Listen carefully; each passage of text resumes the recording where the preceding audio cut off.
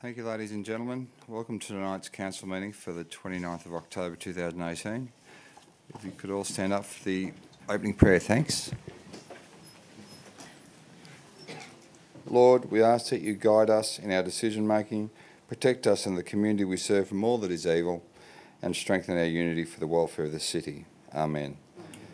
I would like to acknowledge the Wiradjuri people as the traditional custodians of the land that we meet upon today, and pay my respects to the elders both past, present and future, for they hold the memories, culture, tradition and hopes of Aboriginal and Torres Strait Islander people that contribute to our community. Thank you.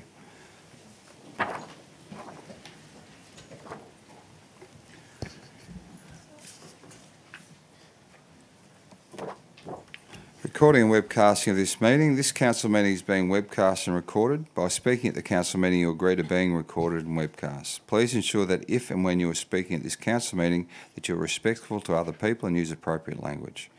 AlburyCity accepts no liability for any defamatory or offensive remarks or gestures made during the course of this council meeting. An audio recording will be made for administrative purposes.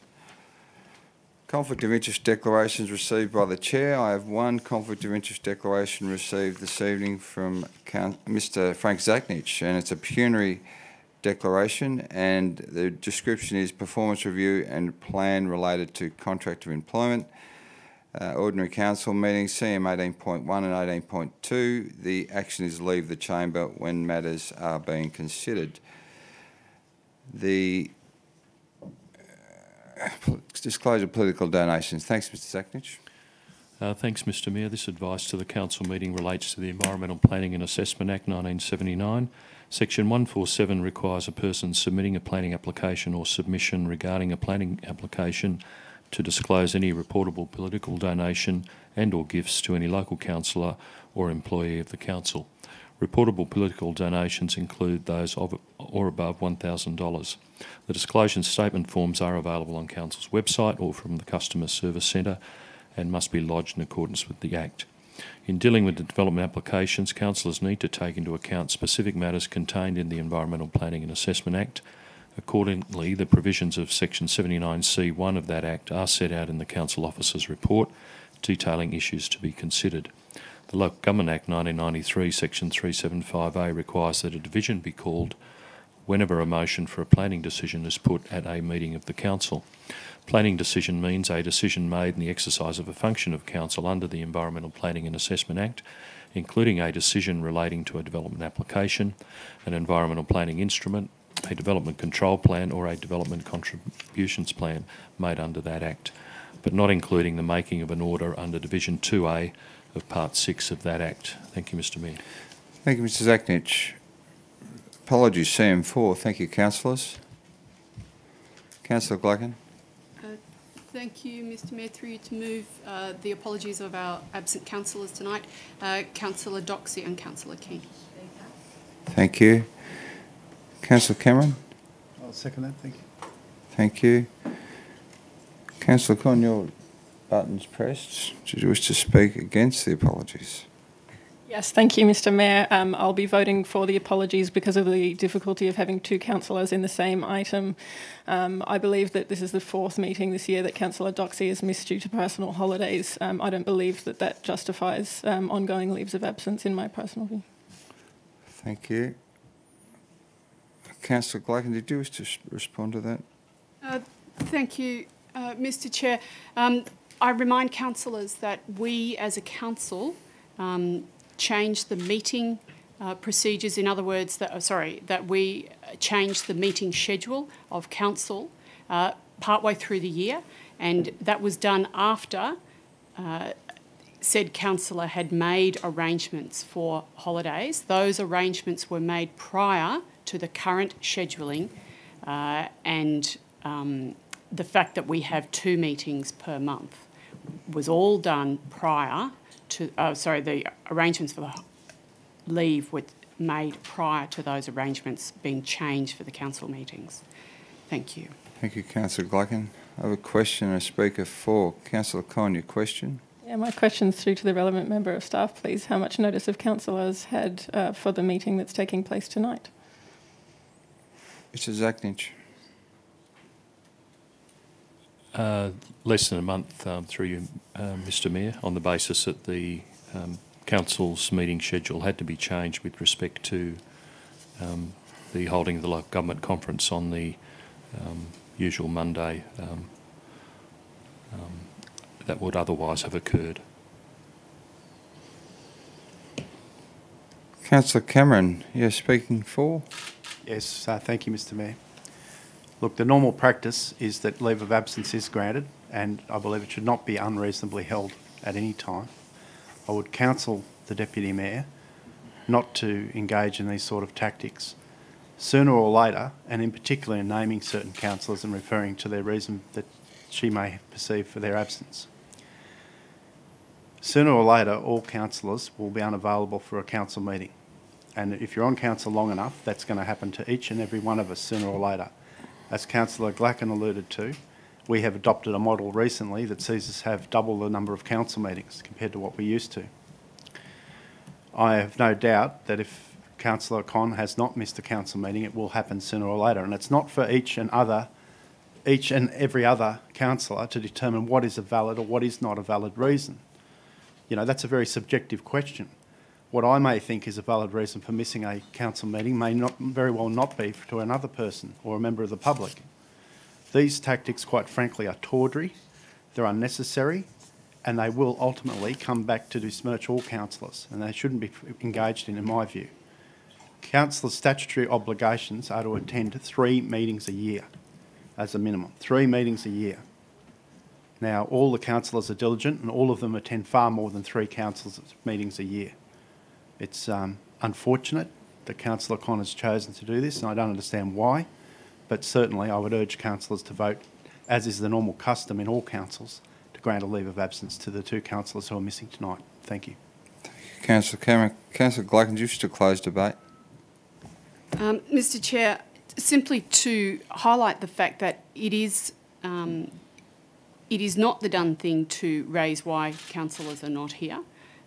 It's not the practice of council, and it is quite demeaning to be raising such an issue here tonight. And I see absolutely no reason why it should have been raised, and I concur with Councillor Cameron's sentiments. Thank you, Mr Chair. Thank you, Councillor Glacken. On that note, I'm happy to put the motion. All those in favour? Those against? The motion is carried. CM5, there is no mayoral minute. CM6, action plan 6.1. I'm happy to take them as a block. Thanks, Councillor. 6.1 to 6.4. Councillor Stutchbury.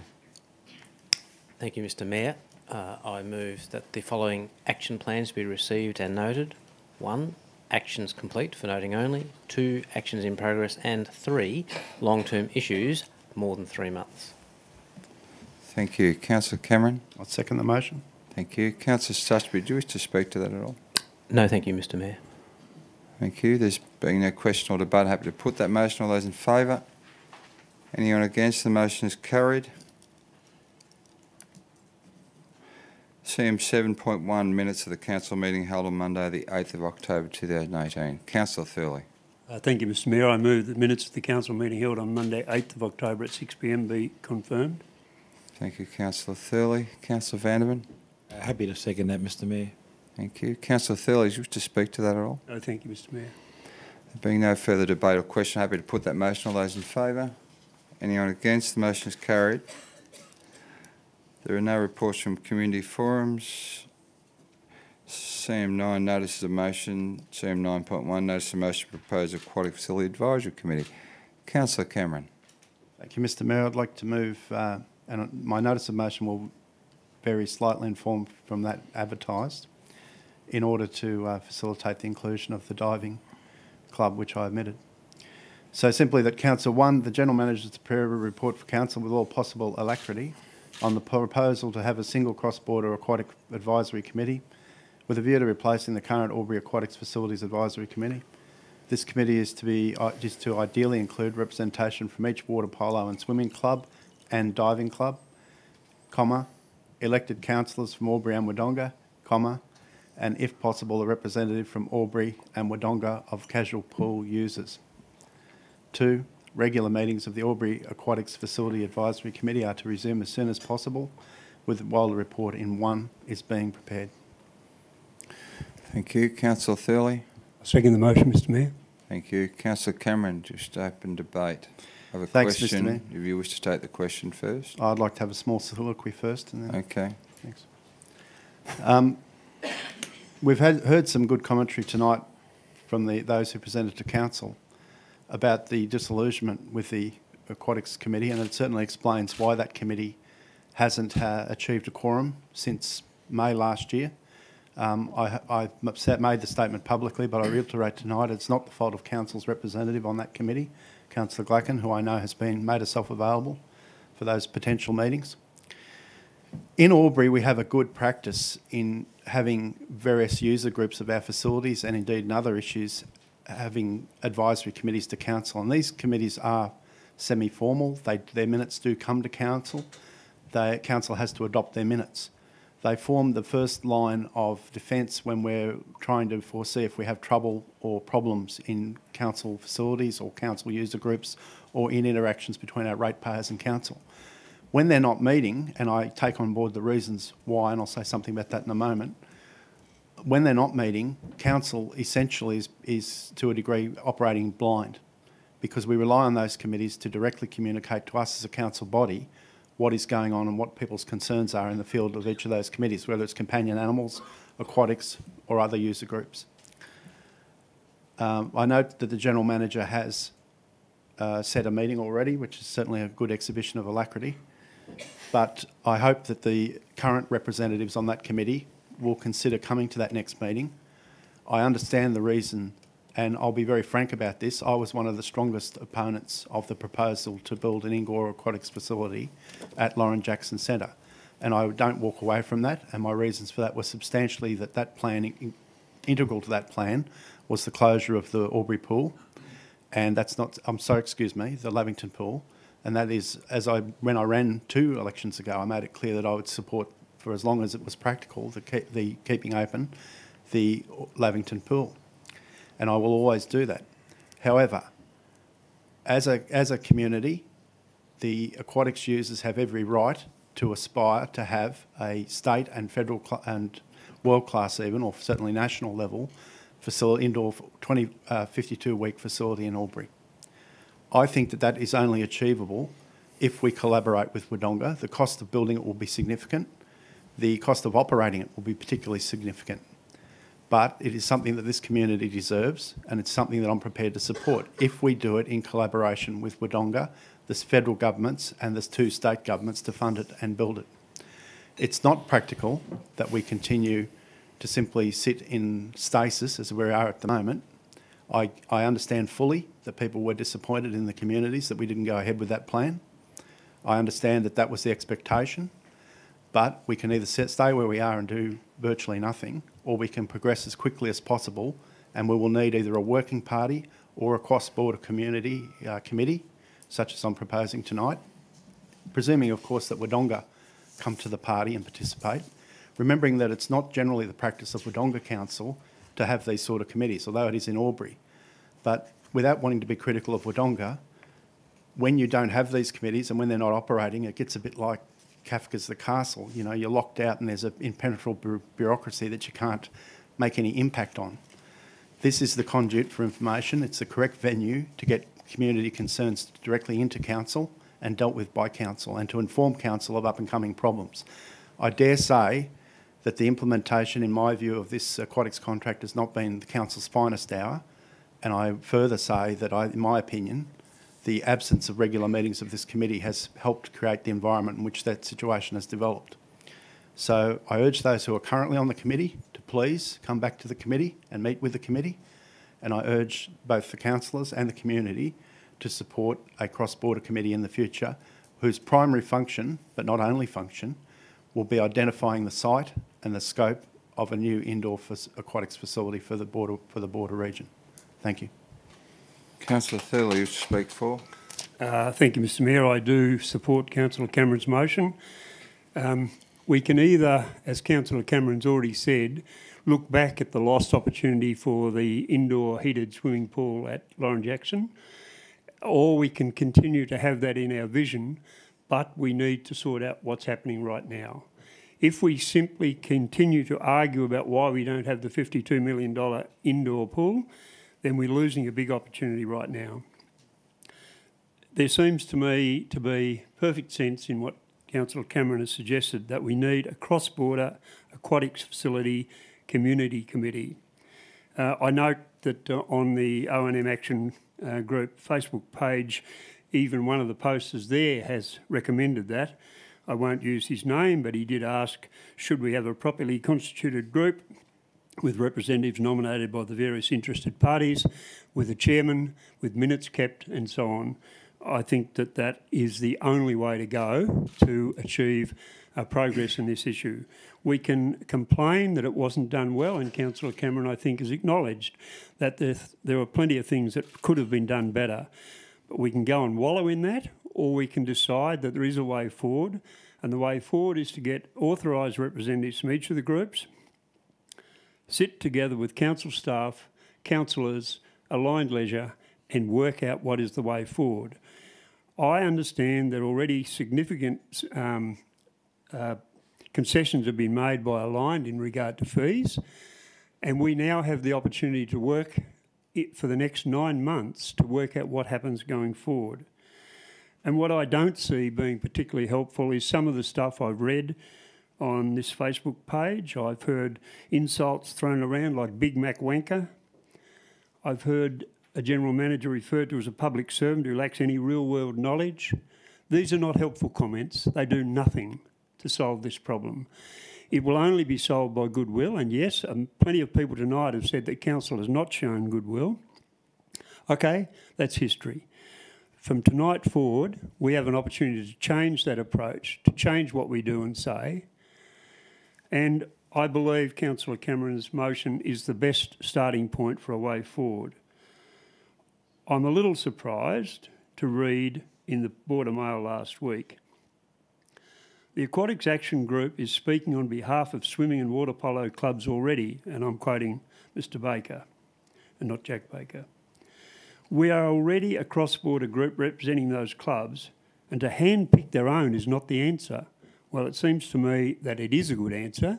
Why shouldn't each club handpick the representative they want to sit on this committee? And if you can then feed your input to that committee member and you receive minutes of the meetings, you will know whether your representative is properly representing you. And you'll have the opportunity to influence things in a way, the way council works. We don't always agree with each other, but we have the discussion and then we move a motion and it's agreed or it's refused. And I suggest that this is the best way forward from now. Let's put the other issues aside for the time being. Let's not forget them. I do have to say that with regard to the Lauren Jackson Stadium, I do remember quite clearly that Councillor Cameron was a very vocal and strong opponent. On that matter, I've been labelled as flipper for some reason, that I changed my mind. My mind was always that I support an indoor heated 12-month-a-year facility, but it must attract significant federal state funding. $52 million for the City of Albury is not achievable, and we must get Albury and Wodonga together on this one and convince the two state governments and the feds that a model such as Albury-Wodonga Health is the way to go. We need collaboration and cooperation. Arguing and shouting and insults will not help one bit. So I support Councillor Cameron's motion. Thank you, Councillor Thurley. Councillor Conn, wish to speak for. I have a question from Councillor Cameron, but I think you should speak for first. Okay. Thank you, Mr Mayor. First of all, I'm really pleased to have this many community members involved in our meeting. This is the first public forum since we changed the Code of Meeting Practice to allow the community to address us, and it's great to see so much interest. The one message that I'm hearing over and over again from emails, from Facebook and from the speakers tonight is that the aquatics community doesn't feel like they've been adequately listened to. And that interest is demonstrated again here tonight. When the new agreements from Aligned Leisure were put out to the swim clubs, the lane hire fees were clearly articulated unanimously as a problem, and I was pleased to hear that they'd been removed for the year so that the seasons could get ahead and negotiations could continue. From that point onward, I'm receiving an enormous amount of correspondence from different people that raise a different issue every day, everything from whether or not there's sunscreen at the canteens to the opening hours to the family passes and even more tonight. And I really believe that the only way forward to resolve all of those other issues appropriately is to support Councillor Cameron's motion tonight and to formalise this committee. I've had correspondence from an enormous number of individuals. I've offered to meet some of those people individually, and people have been asking for a united voice for a formal minuted committee. And I regret that the committee apparently hasn't been effective in the past, but I believe that by having this committee they can flesh out all of those numerous issues that have been raised, so hopefully Aligned Leisure can get the agreements right in the long run, and people can go on and enjoying swimming and water polo in Albury. Thank you, Councillor Conn. Question, Councillor Cameron, then a speaker for Councillor Gluckin. Thank you, Mr Mayor. I have 4 questions, which I'd ask through you to the most appropriate member of staff. And this goes to a point that was touched on also by the speakers earlier. Question 1, will there be a role for the elected councillors in Albury in reviewing the schedule of fees and charges of Aligned Leisure at the 2 Albury aquatic facilities? And if so, what form will that process take? Mr Zachnich. Thanks, Mr Mayor, for the question. So there is a role for the elected body. The council will consider the implications of pricing policy on the usage and access of the facilities to not just individual user groups, but the broader section of the community. In terms of that process, that would be by way of a report to the council in terms of council's awareness and consideration of that. Thank you. I might ask the next 3 questions together and let the most appropriate member of staff, who I suspect will be Mr Zachnich, to answer. To what will that process, consideration of a report, fees and charges, be an open council? Question 3, will that process be for this season, i.e. the 18-19 season, or only for future seasons? For example, should we consider that council has already endorsed this season's fees with Align? And finally, are you able to foresee how long away consideration of such a report might possibly be? Mr Zachnich. Thanks for the questions again through Mr Mayor. So yes, those reports will be in open council, as is the case. In terms of the season, there's been a number of changes to the fees and charges already this financial year. So the amended range of fees and charges will be part of that report to council for the 18-19 season, and then the process is that there is an annual review and recommendation on fees and charges that council is to receive from the contractor for council's review. And in terms of timing, we'd hope to bring that forward to the council by the council meeting at the end of November this year. Thank you, Mr Mayor. Very good. Did you have a question, and then did you wish to speak for? Yes, I would like to speak for, but I would also like to ask the mover and the seconder if they would consider taking out the specific titles of the representative groups and simply put in water user groups or words to that effect, and I'll explain.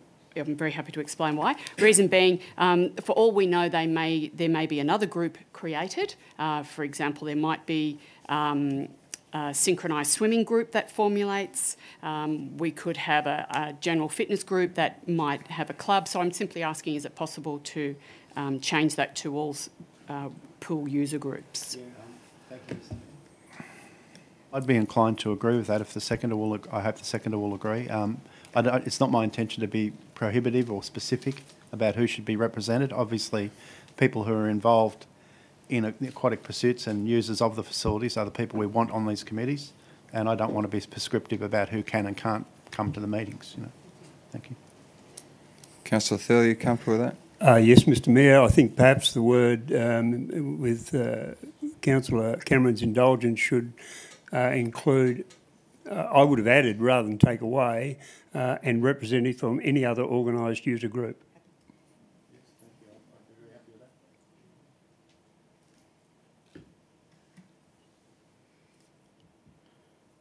Okay.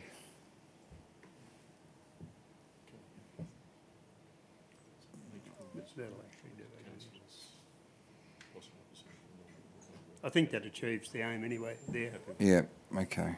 Councillor Glacken, do you wish to speak for? Thank you very much. Mr Mayor, what I'd really like to do is clarify a little bit about the current Aquatics Facility Advisory Committee. And I thank Marianne for attending tonight and elaborating on her involvement. In fact, that there were three previous, or there have been three, including the current, previous committees and what their function and role was.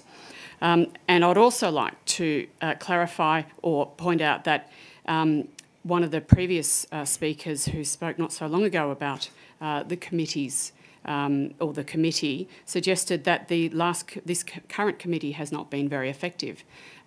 This current committee was extremely effective, and they did an absolutely fantastic job, and we need to thank all of the people on the existing Albury Aquatics Facility Advisory Committee for the work that they have done over a number of years.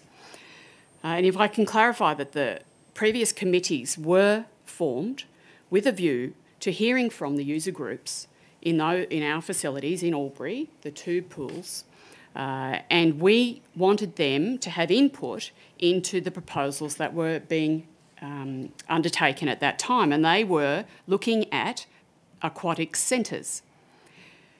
And it was only more recently that the aquatic centre concept was considered that it might be at the Lauren Jackson Sports Stadium.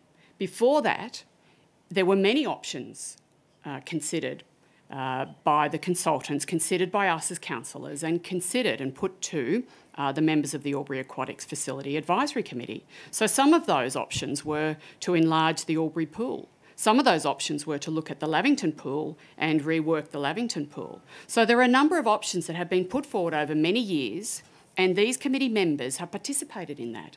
These committee members were looking at the depth of the pool, the height of the roof structure in that pool, and how they would accommodate diving with depth of pool and the height structure relative to the competitive diving boards. They were looking at how, if you extended the pool by a certain number of metres, you could have 2 water polo games going in one time, but you had to make sure you had the right depth at both ends. They were also looking at the hydrotherapy water. All of those things were being discussed by this committee, this very active Albury Aquatics Facility Advisory Committee.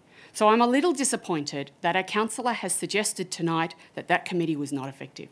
That committee was very effective, and that committee worked with council and the consultants to pursue what we as council were doing at that time, and that was pursuing an aquatics centre. We then changed. To my immense regret, we as a council changed our path, and we hopped off the centre and we hopped onto another horse, and that other horse was combining, as we are now, with Wodonga City, and we have now the cross-border aquatics facilities. So, one, I want to make it clear that that advisory committee was very good, and two, I want to make it clear that I support, because of where we're going now and how we're going there, combining with Wodonga, and we have our combined aquatics facilities. Because of that, I'm supporting this motion, in so much as our community, the swimming community, the people who use that pool, the people who may use the next facility, should we get to that stage, need to have a voice, and they need to have a democratic voice on that committee. And we will continue to listen to that committee. We have listened, they have been effective. Regretfully, we as a council changed our minds. Thank you very much, Mr Mayor. Thank you, Councillor Glacken. Councillor Vanderven, you have a question? Thank you, through you to Councillor Cameron. Over the last month or so, we've had quite a number of iterations of your notice of motion circulated to us and to the General Manager, with the latest one, I think, coming last Monday or Tuesday, and this being your final notice of motion, which I see now has been changed as well. But what I would like to know is where of those other things that were mooted as far as the direction of the notice of motion, where have they gone and why? And how do you propose that the issues that remain unresolved around, the fees, charges, lane user fees, and making a focus of our regional facility, how does that get addressed? Are you anticipating that this new aquatics facility puts those issues on the table for council to discuss? Councillor Cameron, did you get all that? Yes, of course. The reason why I changed my notice of motion was my own judgment about what would be successful at council and what would not be, based on discussions I had with other councillors, without caucusing, of course, to get feedback on their position of where I wanted to go. I was also influenced by the opportunity, or it being pointed out to me that I would have the opportunity to ask questions about what future process would be and resolve the issue in that way. The function of the committee, to go to the second part of your questioning, the function of the committee I would certainly see as dealing with those items. The very core of the committee is to communicate concerns from the user groups to council in a structured way that council then has to examine and adopt the minutes of those meetings. That's very much to be desired. That's what we do with the companion animals, the Humeware user groups, a whole host of council committees, for example. And it's a very effective way for us to get the direct information from those who use council-owned facilities, whether they're the management of which is contracted or not. So certainly issues around fees and structures, and they're still ongoing. Some have been resolved, many have not, and it continues to be a movable feast. And I hope that Aligned will soon settle on their final structure and schedule of fees and charges for us to consider, as has been outlined in answer to my questions earlier, hopefully in November of this year. But that would certainly be a key ingredient, in my opinion, of what this committee would be dealing with. I hope that Wodonga will support the committee that's being proposed. I hope the councillors tonight will support it, and I hope in the future Wodonga Council will support it. The Two Cities, One Community initiative is a good initiative. It's a fine initiative. It's one that will help this community both in the short and long term, but it requires both councils to do things a little bit differently perhaps than they've done them in the past. And the fact that one of us haven't had committees traditionally is not a reason not to start having them in the future for specific purposes such as this. Thank you. Councillor Van, did that answer your question? You wish to speak for the motion? Yes, on the basis of Councillor Cameron's answer to my question, I'm happy to support his motion tonight. One of the biggest issues for me has been that this cross-border aquatics facilities contract was one of the first tangible signs, if you like, of the new spirit of cooperation between the two councils in the Two Cities, One Community proposal action that we've taken. Unfortunately, it hasn't happened without some controversy.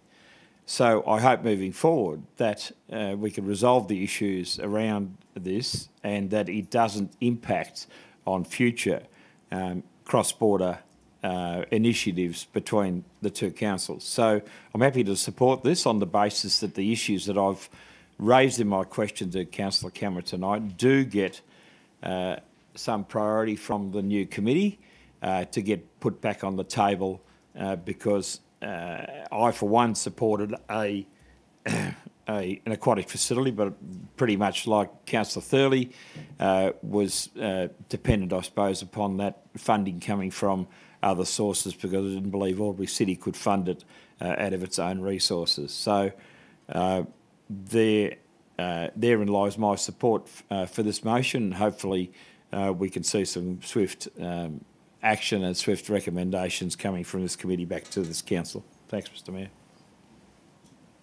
Thank you, Councillor Vandervan. There being no further speakers for or against, I might complete the chorus by speaking for this particular motion.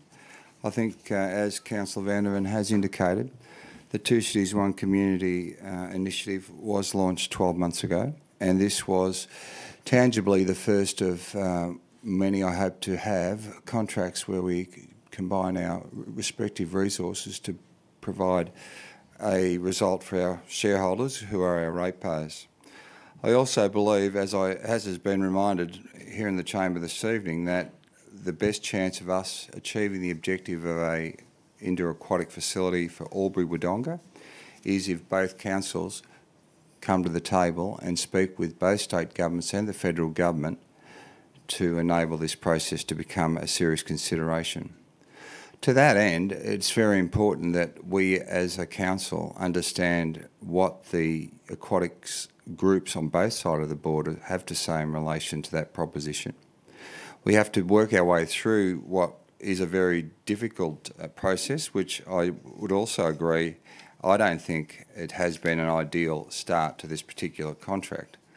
However, and I agree with Councillor Thurley, we need to look beyond that and work on what is the now. And the now is that we encourage cross-border involvement in an aquatics advisory group with a view, firstly, to resolve the issues and work with Aligned Leisure, because what's happening at the moment is nigh on impossible and improbable to deal with.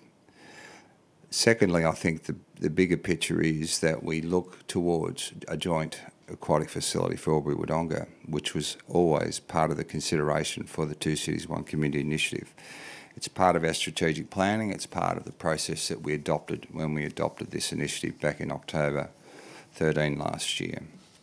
I would also encourage the user groups here in the room tonight to consider the viability of this group and the importance of this group in terms of managing that strategy and providing some clarity to our community, which is actually a joint statement between the community council and the user groups, because right now Councillor Cameron has proposed a very good motion. However, it is impossible to implement this motion if we don't have people travelling the same direction. So I commend the motion and I look forward to the report back from the General Manager. Councillor Cameron, did you wish to close debate? Just very quickly, Mr Mayor.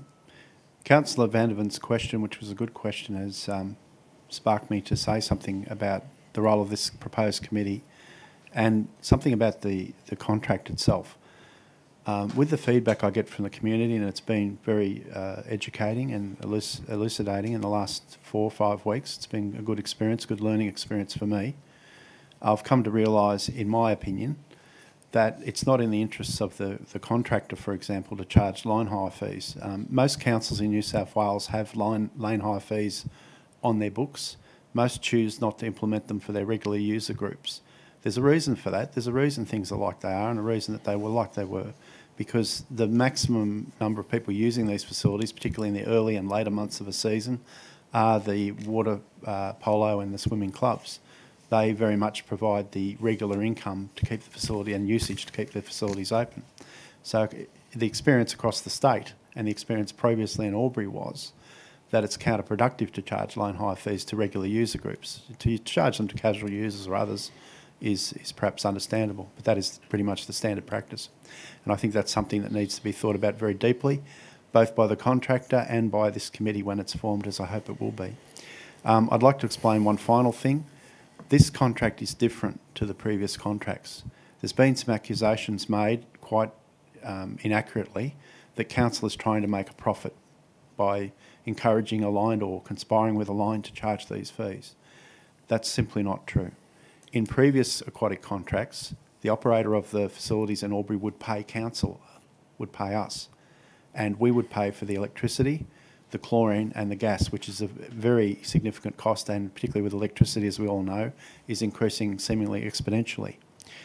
This contract changes the setup very, very significantly, because now we pay Aligned in Albury about $2.4 million over 5 years.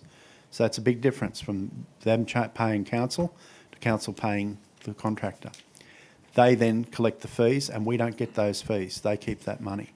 It is not part of the contract that the fees that they collect go back to council, unless they should somehow turn a profit, and then there is a profit sharing arrangement which was in the, as I understand it, the YMCA contract in Wodonga too.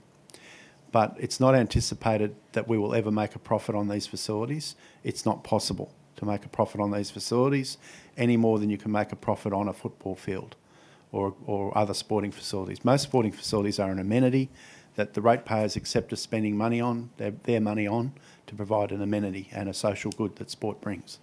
So let's not have any more accusations about council trying to make money or break even or run these facilities at a profit. That's not the agenda. We will be paying $2.4 million to the contractor and we won't be seeing any of that money back, I would think. But we have an interest in the place operating effectively, and most of all, we have a duty to make sure that people have equitable and reasonable access to this facility. And that means both the clubs, the swimming, diving and polo clubs, and casual and everyday users. So that's the balancing act. Thank you, Mr. Mayor. Thank you, Councillor Cameron. On that note, I'll put the motion. All those in favour? Anyone against? The motion is carried. Given the number of people in the audience, if you wish to leave before we resume business, more than happy for you to do that. Or you can stay for the rest of the meeting.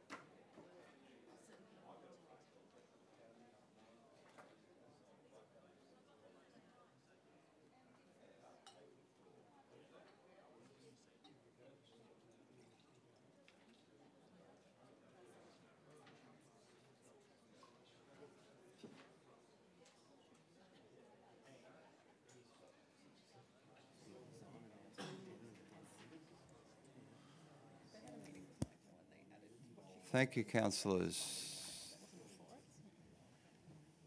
Resume proceedings. SAM 11, which is 11.1 minutes of the Hume Zone Bushfire Management Committee meeting held on Thursday the 27th of September. Thank you, councillors. Councillor Thurley. Thank you, Mr. Mayor. I move that the minutes and recommendations of the Hume Zone Bushfire Management Committee meeting held on 27 September 2018 be received, noted and accepted. Thank you. Councillor Stutchbury.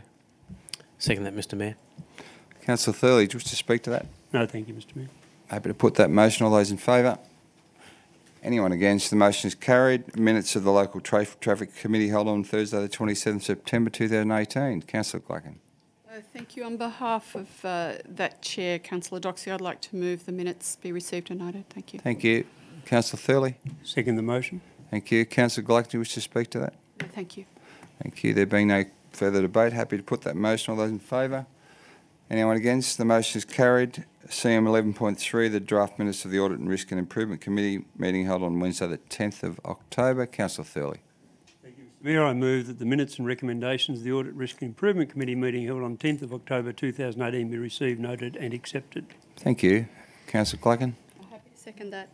Thank you. Councillor Thurley, do you wish to speak to that at all? I will briefly, because significantly there has been a change now in that our audit will now be done by New South Wales auditor, rather than what has been Crow Horwath doing it for many, many years, and we have a representative from Crow Horwath sitting in the background. The meeting was noted a number of things, and we received a clear audit with very few statements from the auditors, and it's a credit to all those involved. Thank you, Councillor Thurley. On that note, I'll put the motion. All those in favour? Anyone against? The motion is carried. Documents for sealing, CM 12. Thank you, councillors. Councillor Stutchbury. Yes, Mr. Mayor. I'd like to move that Council authorises its seal to be affixed to the documents outlined below in the presence of 2 signatories authorised to affix the seal pursuant to Regulation 400 of the Local Government General Regulation 2005 and the Council seal on management of legal documents and advice procedure. A. Deed of agreement for sublease Foxhat Proprietary Limited. We have the Foxhat. Sublease of 99 Airport Drive, Albury Airport to Riverina Aviation College Proprietary Limited, commencing 1 November 2018 for 5 years with an option of a further 5 years, FIL 09/01/721. B. Deed of agreement for lease and lease agreement from AlburyCity Council to Turk's Head Gallery for the Turk's Head Building, part lot 4120 DP 108 7043, 317 Wodonga Place, Albury. 10-year lease commencing upon the finalisation of conditions set forth in the Deed of Agreement for Lease, FIL 16/00480. Thank you. Councillor Clacken. Happy to second. Councillor Shrewsbury, after that mouthful, are you happy to speak to that, or do you wish to? I was considering it, but I'll now not. There's no further question or debate. Happy to put the motion. All those in favour? Anyone against? The motion is carried. Thank you, councillors. CM 13.1, Officers' Reports for Consideration, Public Access to Information Policy. Councillor Clacken. Thank you, Mr Chair. To move the recommendation as a motion that Council adopt the draft Public Access to Information Policy, and 2, adopt the rescission of the Public Access to Information procedure and place this document on the AlburyCity Information Guide. That was adopted by Council on the 23rd of July 2018, and update the Public Policy and Procedure Register with the adopted changes, Mr Chair. Thank you. Seconder, thanks. Councillor Thurley. Second the motion, Mr Mayor. Thank you. Councillor Clacken, do you wish to speak to that? Very briefly, Mr Chair, we are tonight dealing with largely an administrative issue. We need to move out the old and bring in the new. Access to public information or public access to information has been something that has been in the realms of local government, in fact all tiers of government in Australia for some considerable time.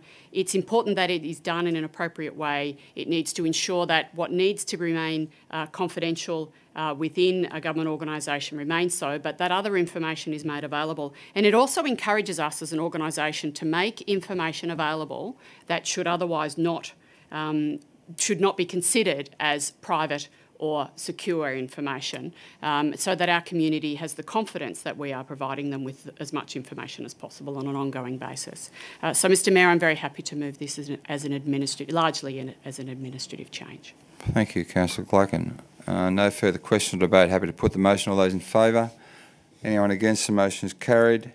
CM 13.2, the Moma Advisory Committee appointments. Councillor Vanderman.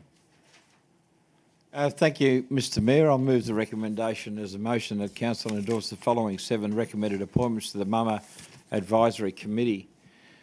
1, Dr Guinevere Threlkeld. 2, Isabel Parker-Phillip. 3, Emma Crimmings. 4, Simon Mallier. 5, Lorraine Connolly-Northey. 6, Janet Osborne. And 7, Megan Cullen.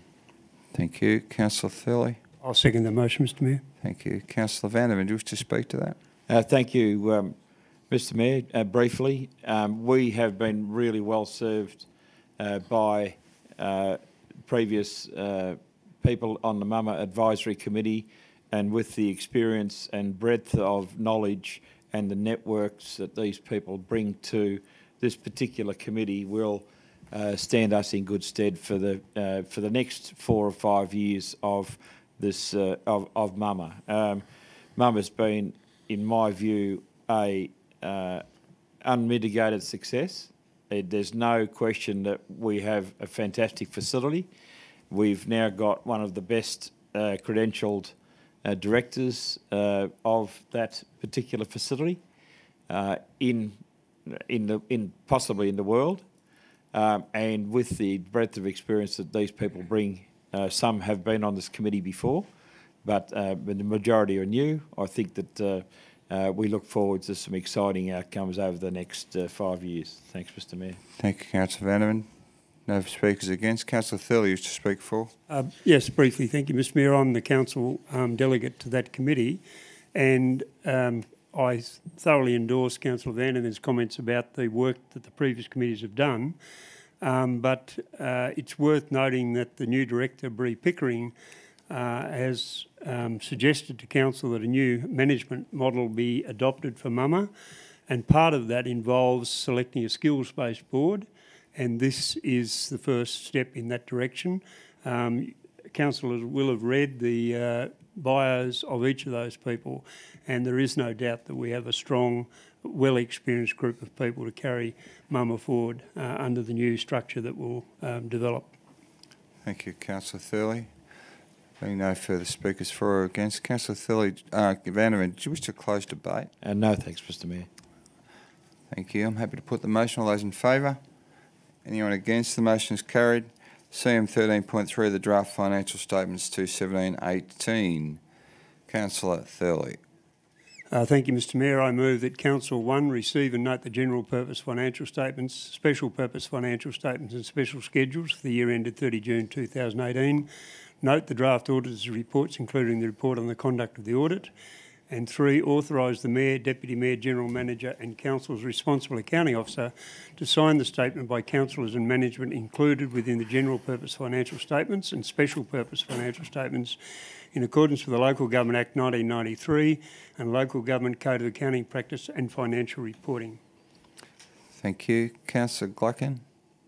Happy to second and again acknowledge Danielle McKenzie, who is a partner at Crowe Horwath and has been instrumental in bringing this forward. Thank you. Thank you. Councillor Thurley, I just have a question. Do you wish me to take the question? Thank you, Mr Mayor. Councillor Vanderman, question. Thank you, Mr Mayor. On page 43 electronically, there's 2 tables, Table 5 and Table 6, that are statement of cash flows. And I bring to the attention of the councillors the massive difference between the budget figures 2017-18 and the actual for 2017-18, and wonder why there is that massive difference, or was there a misprint? Mr Finlayson. Thank you for the question, through you, Mr Mayor. The report states that the increase is mainly due to an increase in cash and investments held by the water and sewer funds, which are classified as externally restricted assets. It is also important to note that the actual performance reflects the performance over more than just the 17-18 year, as the budget is built upon assumptions for the prior financial year. So it's effectively the change in cash flows compared to forecast and budget for that period of time. Councillor Vanderman, did you have a follow-up?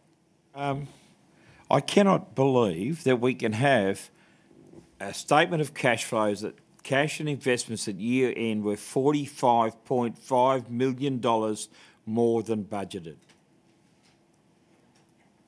Mr Finlayson.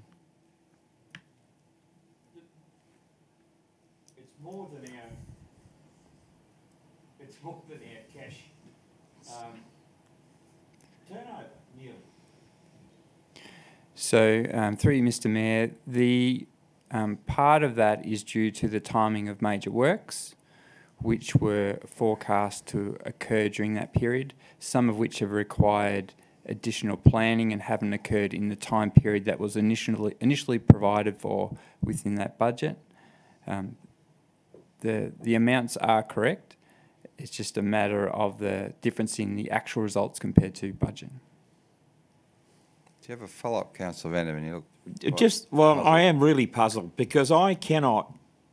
I mean, what this goes to prove is that budgets are an absolute waste of time if we are so far out with budgets as against actual, or we're in absolute fairyland when it comes to doing budgets and they don't reflect anywhere near what the actual performance is going to be. I mean, those budgets, if you compare them to actual 2016-17, when you have a budget, you normally act on a budget as being somewhere around the previous year's performance with perhaps an increase for some, CPI or increases in fees and charges.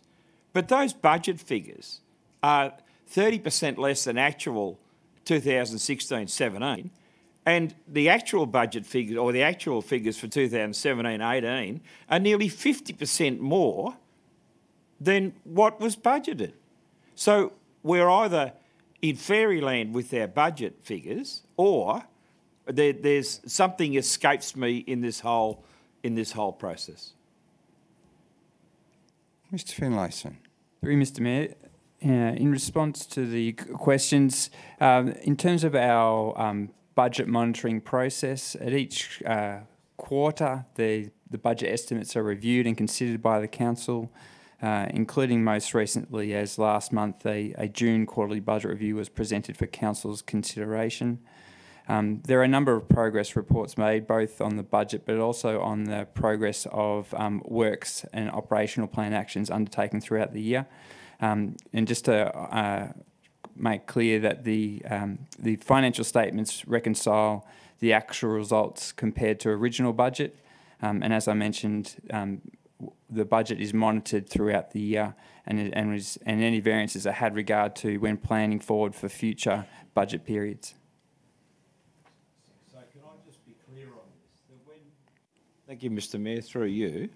So can I be clear on this? Is that when we do a budget review on a quarterly basis, does that actually impact those budget figures for 17-18? Do they actually change, or do they stay exactly where they are, and those budget reviews that we do have no impact on those figures?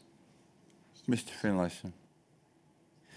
Through Mr. Mayor, we're required in our statutory financial statements to report against original budget only. However, to manage our budgets, we review those budgets quarterly, and council adopts any changes to those budgets. Those changes then are used as the basis of preparing forward budgets, and then through each cycle we're required to report actual results compared to our original budget in our statutory financial statements. However, as example in the prior month, our quarterly progress reviews were reported to council, including the most recent June quarterly budget review, which compared these actual results to the most recent March forecast. Councillor Vanderman. I think I need Mr. Finlayson at my business. Thank you. Probably not. Councillor Glacken, you have a question? Thank you, Mr. Mayor. Through you, in a similar line of questioning from Councillor Vandervan, on the tables 5 and 6 on page 43, can I confirm that the paragraph immediately under table 6, which starts on page 44, that says externally restricted cash and investments include blah, blah, blah, blah, that paragraph applies to those tables? And that being the case, that there is significant justification as to why, or that significantly justifies why there is such a large difference. I just need to confirm that all of those factors are involved in those tables. Through Mr. Mayor, thank you for the question. Yes, the paragraphs on the following page do relate to table 6 above. Those paragraphs are intended to further explain each of those line items regarding restricted cash and investments, whether that's external restrictions such as water and sewer funds, internal restrictions which are relating to the general fund and council has discretion over, or unrestricted cash which is over and above any external or internal restrictions. Thank you. And can I have one follow-up? Yeah, you can. Thank you very much. I'm also conscious of having read recently in one of our papers, but I can't find it just tonight, that we don't account for certain developer contributions because we don't know, we can't be expected to know when someone may develop or put in an application for the development of their land. So therefore we don't account for those developer contributions as part of our modelling. So can I have that clarified as well, please? Mr. Finlayson. Thank you for the question. Through you, Mr. Mayor, with respect to developer contributions, they do perform part and support our capital works program. We do budget for cash contributions received. However, we also received in-kind contributions of assets from developments. It's the non-cash items that we haven't had a practice of budgeting, and we've picked up those assets as part of our annual refresh of our asset register. You happy? Yep. Councillor Con, did you have a question? No. You happy? Councillor Vandervan. Sorry to You harp on can't this. employ him. Table 6. So we've set a budget for our internal restrictions and our external restrictions for 2017-18, and we were 60% out. We were 66% out with the internal restrictions and 60% out with the external restrictions. I just can't get my head around that discrepancy. It's not a question, it's a comment, and somebody, for goodness sake, take me aside and make me understand why there is such a difference between our budgeted figures and our actual figures, because if this was my organisation and I had a budget and finished up that far different in actual, I'd either be bankrupt or in the Bahamas. I think it's in the positive, so maybe in the Bahamas. Mr. Finlayson. Thank you, Mr. Mayor. If I can take the opportunity to further explain. So with respect to Table 6 on page 43, yes, external restrictions, internal restrictions were greater than budgeted.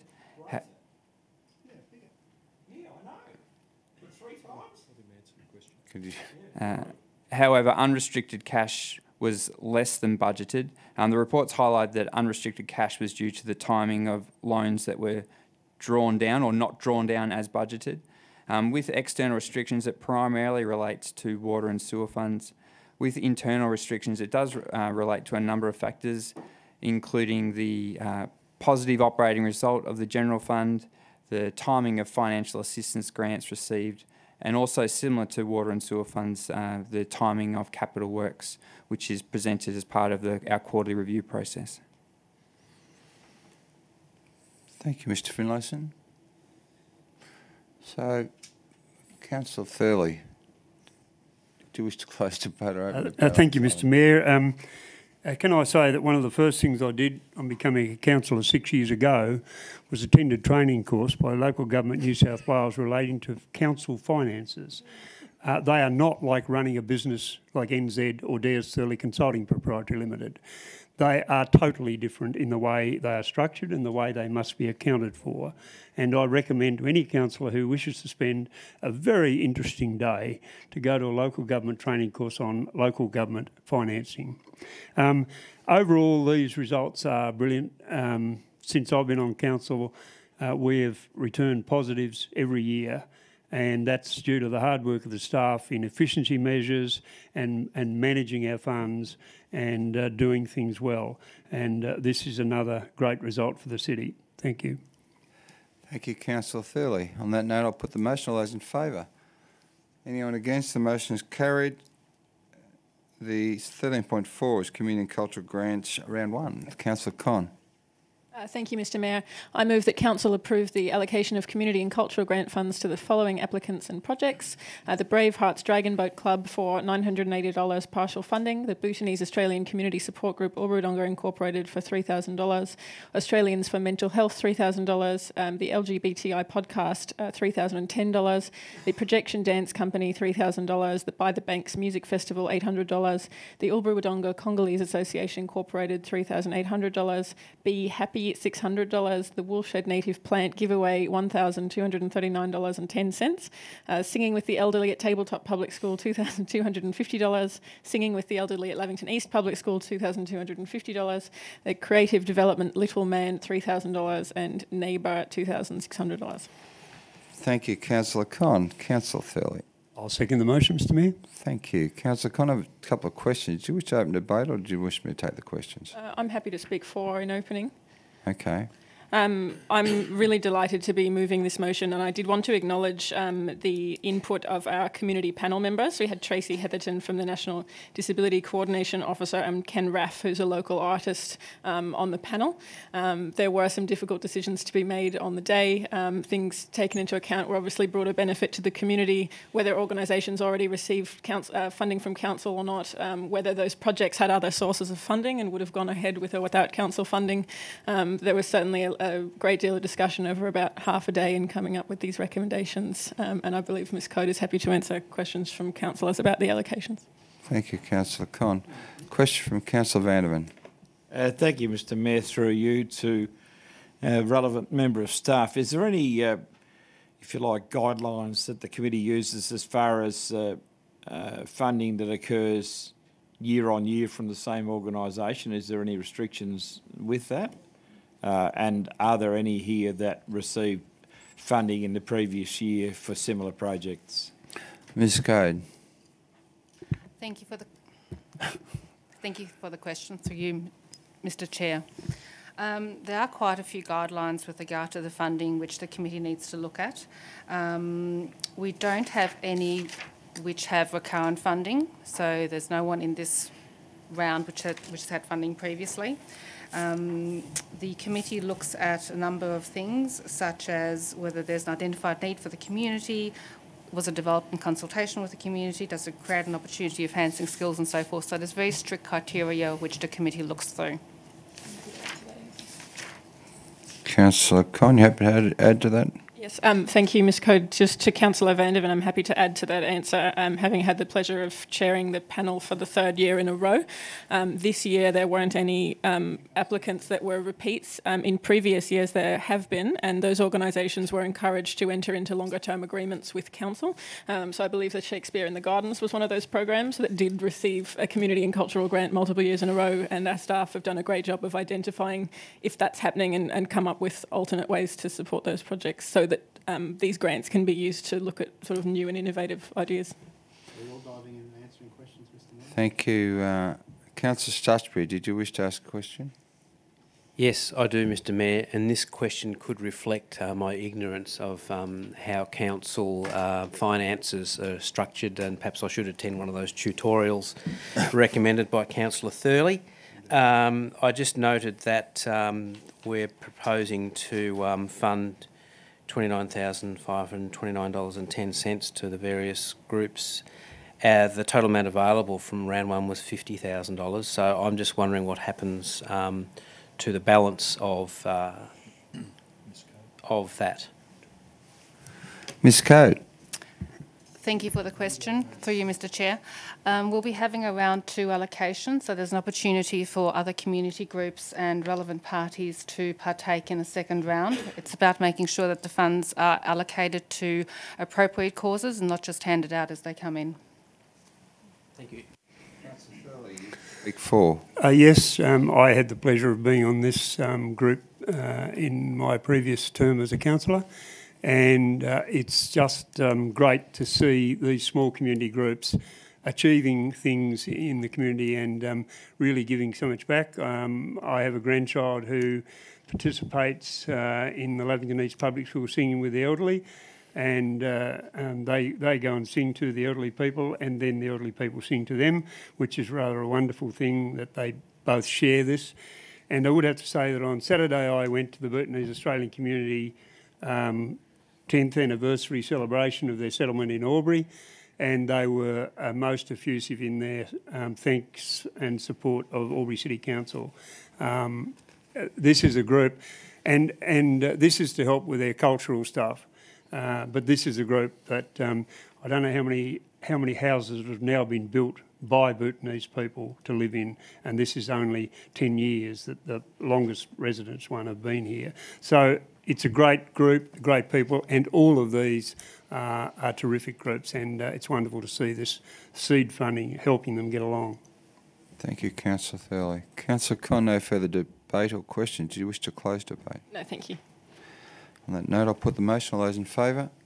Anyone against? The motion is carried. CM 13.5, the Gurner Drive Kerr Road Telecommunications Service location. Councillor Glacken. Thank you, Mr Mayor. To move the recommendation as a motion that Council resolve not to invite tenders for the relocation of communication services at the intersection of the Gurner Drive and Kerr Road due to the following. 1, the works required to be undertaken by both Telstra and NBN Co are non-contestable. 2, it is not possible to receive competitive quotes for these works, and therefore there is an unavailability of competitive tenders. B, accept the quote from Telstra Corporation of $103,592.36, including GST, to undertake the relocation of the Telstra pit and pipe infrastructure. And C, accept the quote from NBN Co for $214,034.91, including GST, to undertake the installation of the telecommunications infrastructure. Thank you. Councillor Stutchbury. Second that, Mr Mayor. Thank you.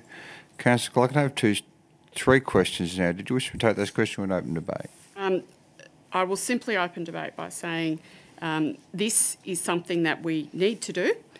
We need to ensure that we move that infrastructure to enable us to carry out further works. Those organisations must undertake that work, so therefore we need to sanction that happening. Thank you, Mr Mayor. Thank you. Councillor Con, question? Thank you, Mr Mayor. My question is through you to the relevant member of staff, please. Are these works going to impact phone and internet service in Saguna? And if so, what communication strategy have we got in place to communicate that to residents? Mr Ferris. Through you, Mr Mayor. The proposed works will have no interruptions to service as part of the relocation. Telstra will construct the new pits on the new alignment and the new pipelines on the new alignment. NBN will then run new cable within there, and then they can transfer that, integrate that in and transfer that over without any loss of service. On the rare occasion, if there is a loss of service, they have a limited time where that would be done out of demand periods and could be completed successfully. Thank you, Mr Ferris. Councillor Vandervan. Thank you, Mr Mayor.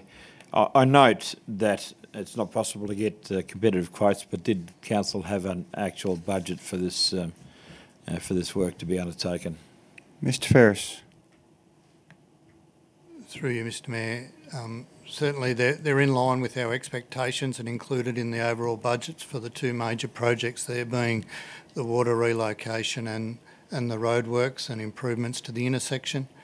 And they were based on previous relocations we've had, albeit they're not at this scale, and they were comparable to other quotes we've had from both providers. Thank you. Okay. Councillor Stutchbury, question. Yes, thank you, Mr Mayor. Through you to the most relevant member of staff. I want to know, obviously Mr Ferris has just stated that these quotes are within expectations or comparable with previous works, but have our staff ever looked in detail at the works done and estimated for ourselves what the potential cost would be, or have we always just accepted these quotes as they've come in? Mr Ferris. Through you, Mr Mayor, in the past we have asked for further details and some breakdowns of the costs. That hasn't always been forthcoming. They have a number of certified contractors that they use. They can get quotations from their providers. We have obviously challenged them on the pricing at times, but all we can really compare it to is other costs that they've provided. We're certainly not in that industry, and it is difficult for us to ascertain the costs of pulling NBN, etc. through. Thank you.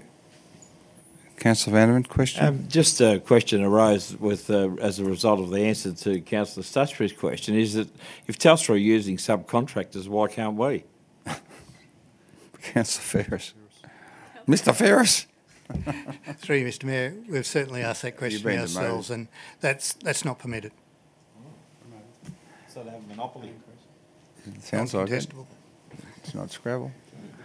Just, there are no further speakers for questions. Before we close debate, I'd just like to add that Stage 5 of Kerr Road, which this is part of, incorporates a roundabout into that intersection, which is the reason why we're requiring to put these services through, but water main and sewer will also follow that process. This is a critical part of infrastructure for the growth of the Kerr Road ring road, which again is part of the solution that we put into the budget this year in relation to allocating funds to design the Kerr Road ring road all the way out to what is now and will be Davey Road. So it's pretty critical infrastructure, and I think it's something that we should all sort of continue to support and certainly understand the growth requirements of that corridor. Councillor Glacken, did you wish to close debate? No, thank you. Thank you. Happy to put that motion. All those in favour? Anyone against? The motion is carried. 13.6 is the Thaguna Drive Tabletop Road Community Space Construction Contract number 18/02425. Councillor Glacken. Thank you, Mr Mayor. To move the recommendation as motion that Council accept the tender for Enviroculture Services for contract number 18/130303 and 18/130304 Thaguna Drive Tabletop Road Community Space for the lump sum of $327,276.18, including GST, and reallocate $220,000, including GST, from Year 2 in the 4-year delivery program to the 2018-19 financial year as part of the September quarterly financial review. Thank you. Seconder, thanks. Seconder. Councillor Cameron. Yeah, I'll second that. Thank you. Councillor Glacken, did you wish to open debate? Thank you, and thank you, Councillor Cameron. I'm conscious of that we have had a presentation tonight from the community group out at Thaguna, and they have presented on the issue of the public space in that vicinity. I'm also mindful of the fact that when that specific area within that within the Thaguna area was raised and discussed within the concept plans for the community area within Thaguna, or the development of that area in Thaguna. It was not known at that stage the significance and to the degree at which the froglets, Sloane's froglet, would have an impact on that specific location. And therefore the final outcome of the suggested program of works is different in Thaguna than we had anticipated originally. And being mindful of that, I still believe that we should be allocating this works. We should be moving things forward out in Thaguna. And I think the program for the space should be provided. Thank you. Thank you. I have a speaker against. Councillor Stutchbury. Thanks, Mr Mayor. I think that these plans are profoundly underwhelming, and there was only a single applicant, only a single tender, and I think that I'm a frequent, not so much user of that space, but I go by it fairly regularly, and it could have been a hell of a lot better. I don't actually have the answer to the action group's complaints, but yeah, I think this overall is pretty disappointing.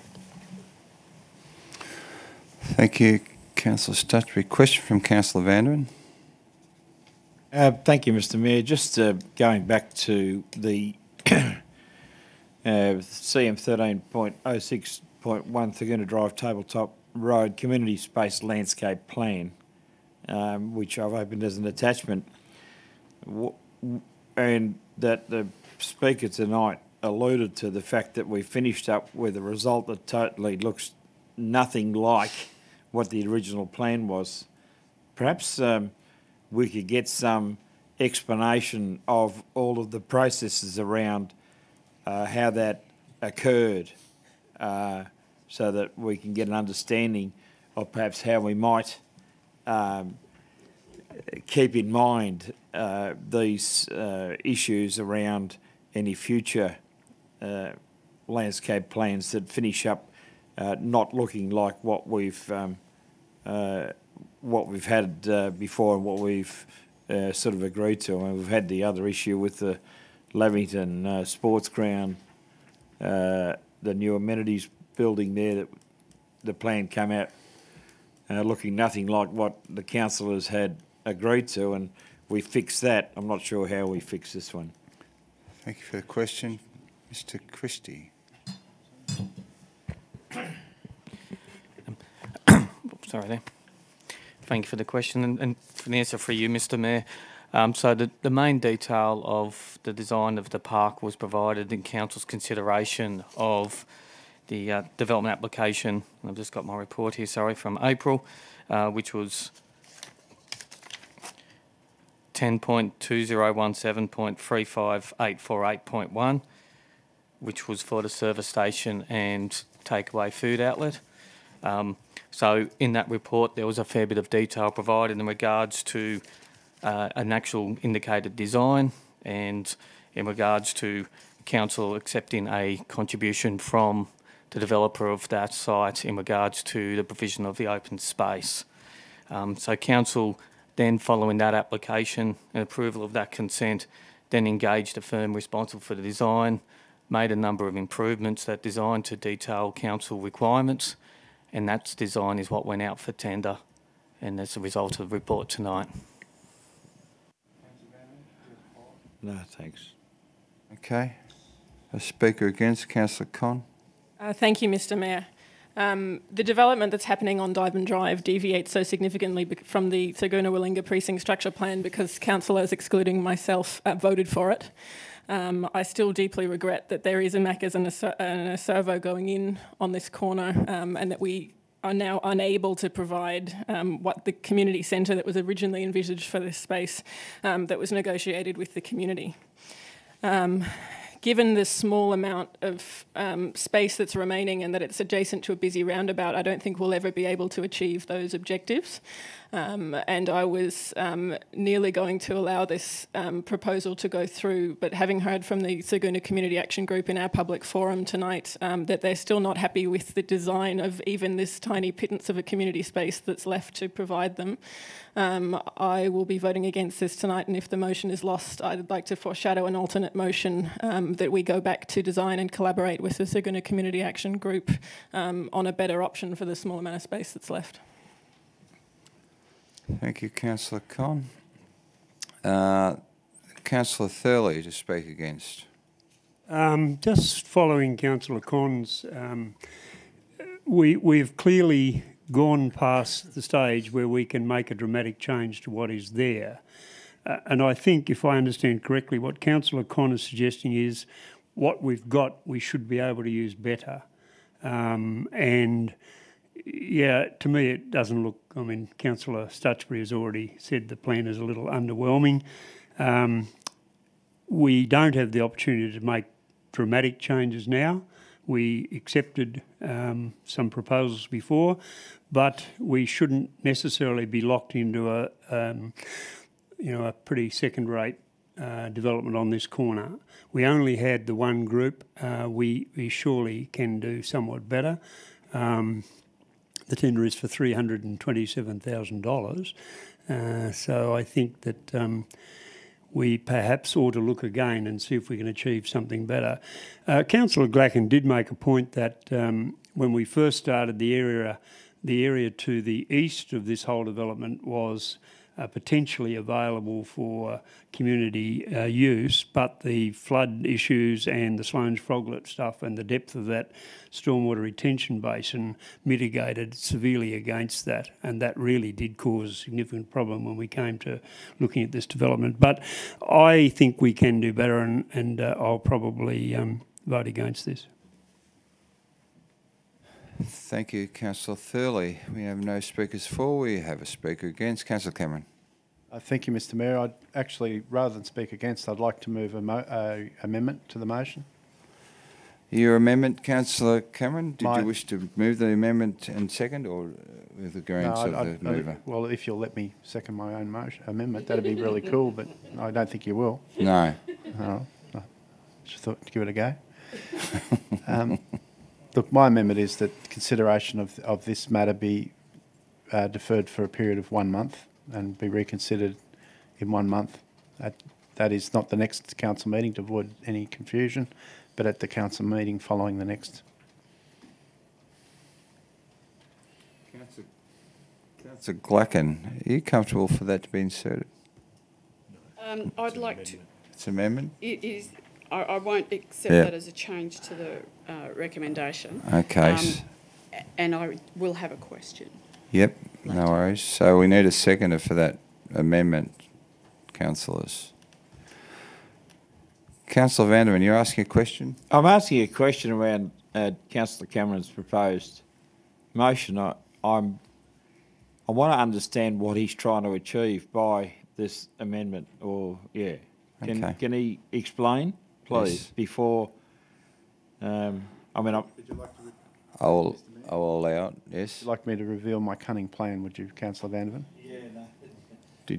I think this motion, which I support, is going to go down tonight, and I don't want it to go down, so I'm deferring it to when other councillors will be here. Okay, so Councillor Glacken, you have a question? We still will have a want for a seconder on this amendment. If I may, Mr. Mayor, thank you very much. I would like to ask the General Manager,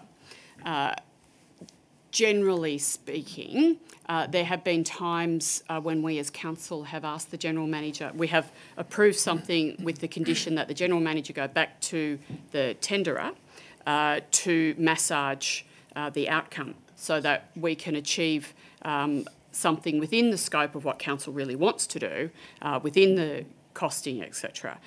Would it be possible for us to, here at council tonight, to move in a slightly different way, so neither Councillor Cameron's amendment or indeed our initial recommendation as a motion, but however that it would be that the General Manager take the opportunity to meet with the agreed tenderer, or the only tenderer, with a view to attempting to find an outcome that might be more palatable to the councillors but also the Thurgoona Community Group. Mr. Mayor. Mr. Zachnich? Thanks for the question, through Mr. Mayor.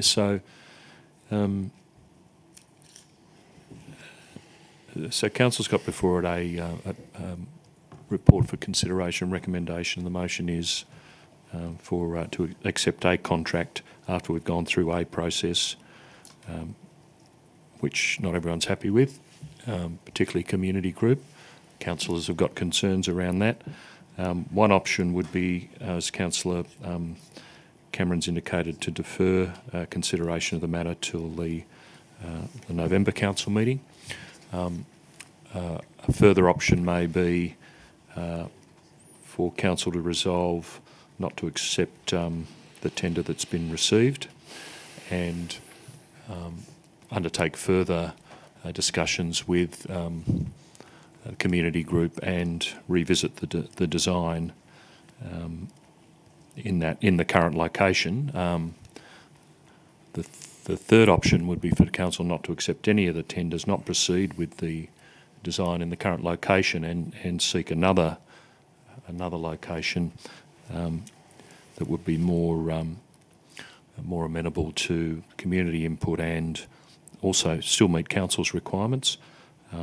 Noting that the complicating factor with that option would be the development condition consent that requires a contribution from the developer of the adjoining land to contribute to a community space. We just need to clarify whether that community space is directly adjoining the subject land or elsewhere. That's the only point I'm not completely clear on. Mr. Christie might be able to confirm that. So they're the options, including the original option is to accept the report before you. Councillor Glacken, comfortable with that? My understanding, yes, except my understanding is the General Manager was asking Mr. Christie to provide further information. Mr. Christie, did you wish to illuminate us on what the disposition of that what would occur if we shifted the space to another space in terms of developer contribution? Thank you for the question, and for you, Mr. Mayor. I don't have the final copy of the deed of agreement that went through council a few months ago. With my draft copy just being able to drag up, there's two things to consider. One is that council had committed to commencing works within 6 months of the effective date, so regardless of where it's located. We have committed to starting works within 6 months of the effective date. Now, I believe I'd have to check the final date, but I believe that sometime was in mid-May when council signed the deed of agreement, so it'll be sometime in mid-November. So that's one of our commitments in return for the contribution. And then the other thing was around the contribution being relayed to the actual space provided. That's also in the deed of agreement. So in short, should council look to defer or relocate the space, then council may be required to return the contribution made by the developer in accordance with agreement. And the contribution is how much, Mr Christie? I'm trying to find it in the report. I thought I read it in the report. For you, Mr Mayor, it's $100,000. Yeah, that's right. That's what I thought. Yeah. Councillor Glucken, question? Thank you. Noting the answers, the further information provided by Mr Christie, can I ask the contribution of $100,000, if we have to give that back to the developer, that then means that we cannot re-access that? I just want to clarify, whilst we might have to give it back within 6 months, clarification that we would not have access to that. Mr Christie? For you, Mr Mayor, yes, the payment was paid in accordance with particular condition of consent, which that deed of agreement relates to. So if we did hand it back, we wouldn't have the condition of consent to be able to force a new payment. Thank you. Can I ask one question? Yep. Thank you. Noting the timing, through you, Mr Mayor, to the most relevant member of staff, noting the timing requirement, the criticality of it, and noting that we have one offer on the table at the moment by Envirocultural Services, and I note that the staff have indicated as part of the report that the project is good value for money and therefore acceptance of this tender is duly recommended.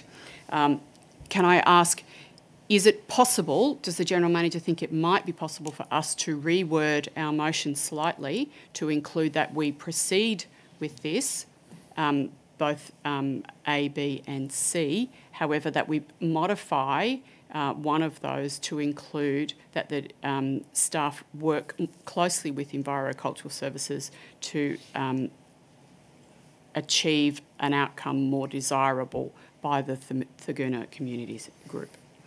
Is that possible? Mr Zachnich. Thanks, Mr Mayor, and through you for the question. So no, to put it simply, Councillor Cameron's motion, as I understood it, wasn't to include A and B. It was to defer consideration of the matter till the November meeting.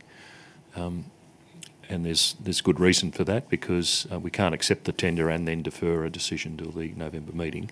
That motion or that amendment would be, it's not a legal motion, because it makes a decision and then defers that decision. So the simple answer is no. If it's the council's wish to not accept the matter at this stage, or not to accept this tender and negotiate with the tenderer after further discussions around design and location, then that's potentially a way to go. Deferral of the matter would enable us to come back to you with a number of those options without making a decision this evening. That's the other benefit of the amendment, to defer the decision. Through Mr Mayor. Thank you, Mr Zachnich. I have two questions, but I have a second of a councillor's Cameron's amendment. Councillor Thurley. Yes, I'm happy to second the amendment as written there now, that council, the consideration of this matter be deferred until the November 2018 council meeting. Thank you. Just a question before we open debate. Councillor Cameron. Councillor Vanderman. Yes, Mr Christie provided an answer to a previous question about timing that we would have to commence work. Can I ask, would the turning of one sod of soil be considered to be commencing of work? Mr Christie. Thank you for the question then, for you, Mr Mayor. There's no formal definition of commencement of work within the deed of agreement. Obviously, like any dispute within the deed of agreement, the parties may dispute over minutiae of matter, but what we committed to was commencing work. which from a town planning sense would normally improve, say, site preparation or commencement works, would not necessarily be the full construction of the park.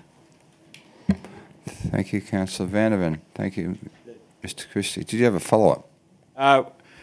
Only from the perspective of I believe that the person that's put in the contract has done so in, or tendered for the contract, done so in good faith, and I would hate to see this person penalised because of our, if you like, considered procrastination. I want to try and find a way out. Can I just get a confirmation, please, from a staff member through you, that if we defer this matter until the November 2018 council meeting, that this tender would still be live? Mr. Zaknich, go ahead. Yes, that's the case through you, Mr. Mayor. Yes. And we'd advise the only tenderer of that situation. So is there room within the scope of the tender? He's quoted on particular works, and if there's a design change, which I think is what would be the best outcome in this particular issue, would we be able to give the general manager the authority to negotiate with the only tenderer around a redesigned landscape or a redesigned project? Mr. Zaknich. Through you, Mayor, through Mr. Mayor, the difficulty is if we accept the tender in accordance with the current specification, then any changes to that will be potentially a variation to the contract sum. If it's less work, potentially a variation down. If it's more work, including redesign, the only way will be up. So that's one issue to resolve, which is based on my earlier suggestion that one potential way is to not accept any of the tenders received, and negotiate with Envirocultural Services to give it effect to a redesigned outcome that meets the objectives of council and the recent input from the community group, if that's possible. Through Mr. Mayor. Councillor Vanderman. Isn't this, through you, Mr. Mayor, isn't this redesign, though, something that needs to be negotiated with the developer rather than the tenderer? Mr. Zaknich. No, because we're past that point, I think. We've got a developer agreement that says you will do this, here's our contribution, and you will start this by a certain period of time. What's happening on that side is includes a contribution, 1/3 contribution almost from the as it so now works out 50% contribution. 100,000. So a 1/3 contribution for the redevelopment, and the balance 220 funded by the council. So it's the council's project, because it is in a public space with a contribution from the adjoining developer. So that's the complication we've got at present, which again, suggests that deferral and coming back to you with some options before you make a decision is probably the way to go. Through you, Mr. Mayor. Thank you. Comfortable, Councillor Fanning? Thank you, Councillor Cameron. Your amendment.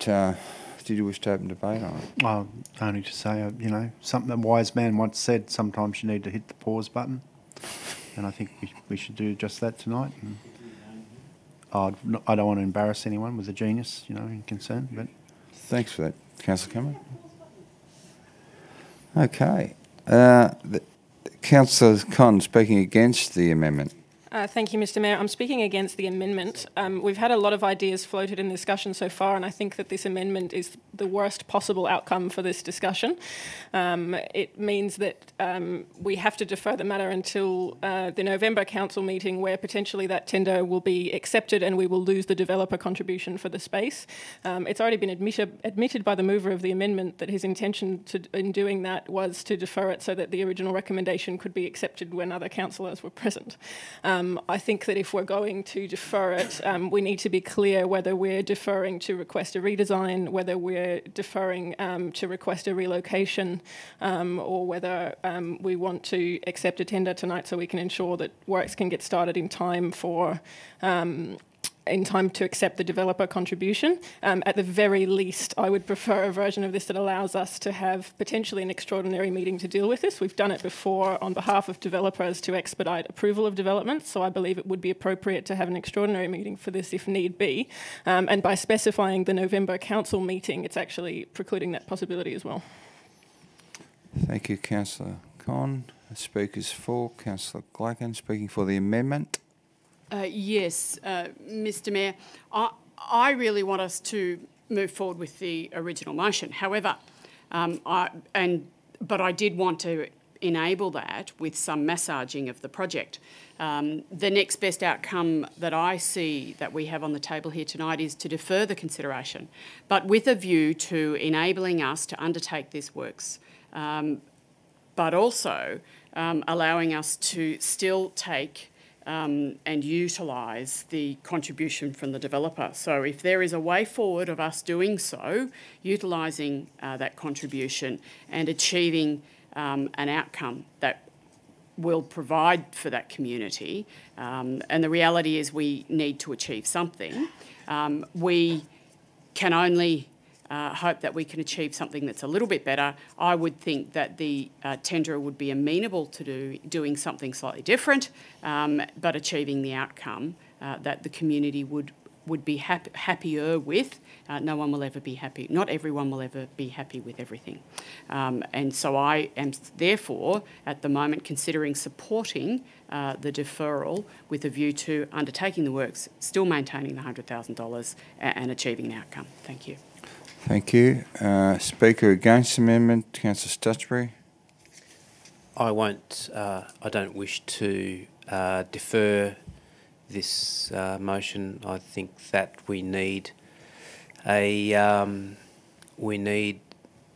to start again on this, and I don't much see the point of us taking $100,000 from the developer and making something ugly and unusable. We might be better off potentially losing that $100,000, but ending up with something that's far more satisfactory and usable. Thank you. Speaker for the amendment, Councillor Vanderman. I'm just floating the idea of,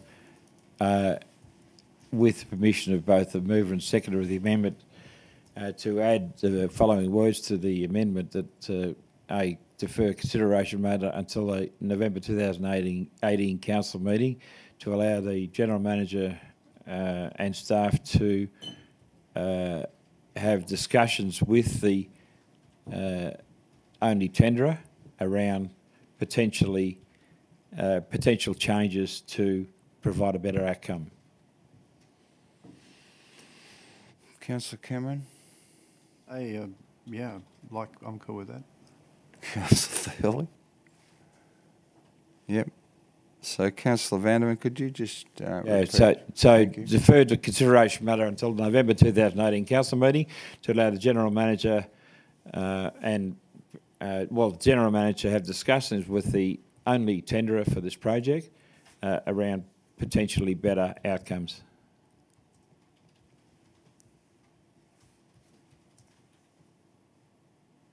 And obviously, Mr Mayor, if that doesn't happen, we could still knock the whole thing on the head come November anyway. So,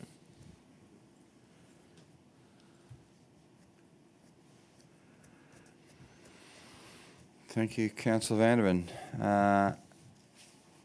There being no further speakers for or against the amendment, Councillor Cameron, did you wish to close? No, thank you, Mr Mayor. Okay, I'm happy to put the vote on the amendment. Those in favour of the amendment? Those against? The amendment is one.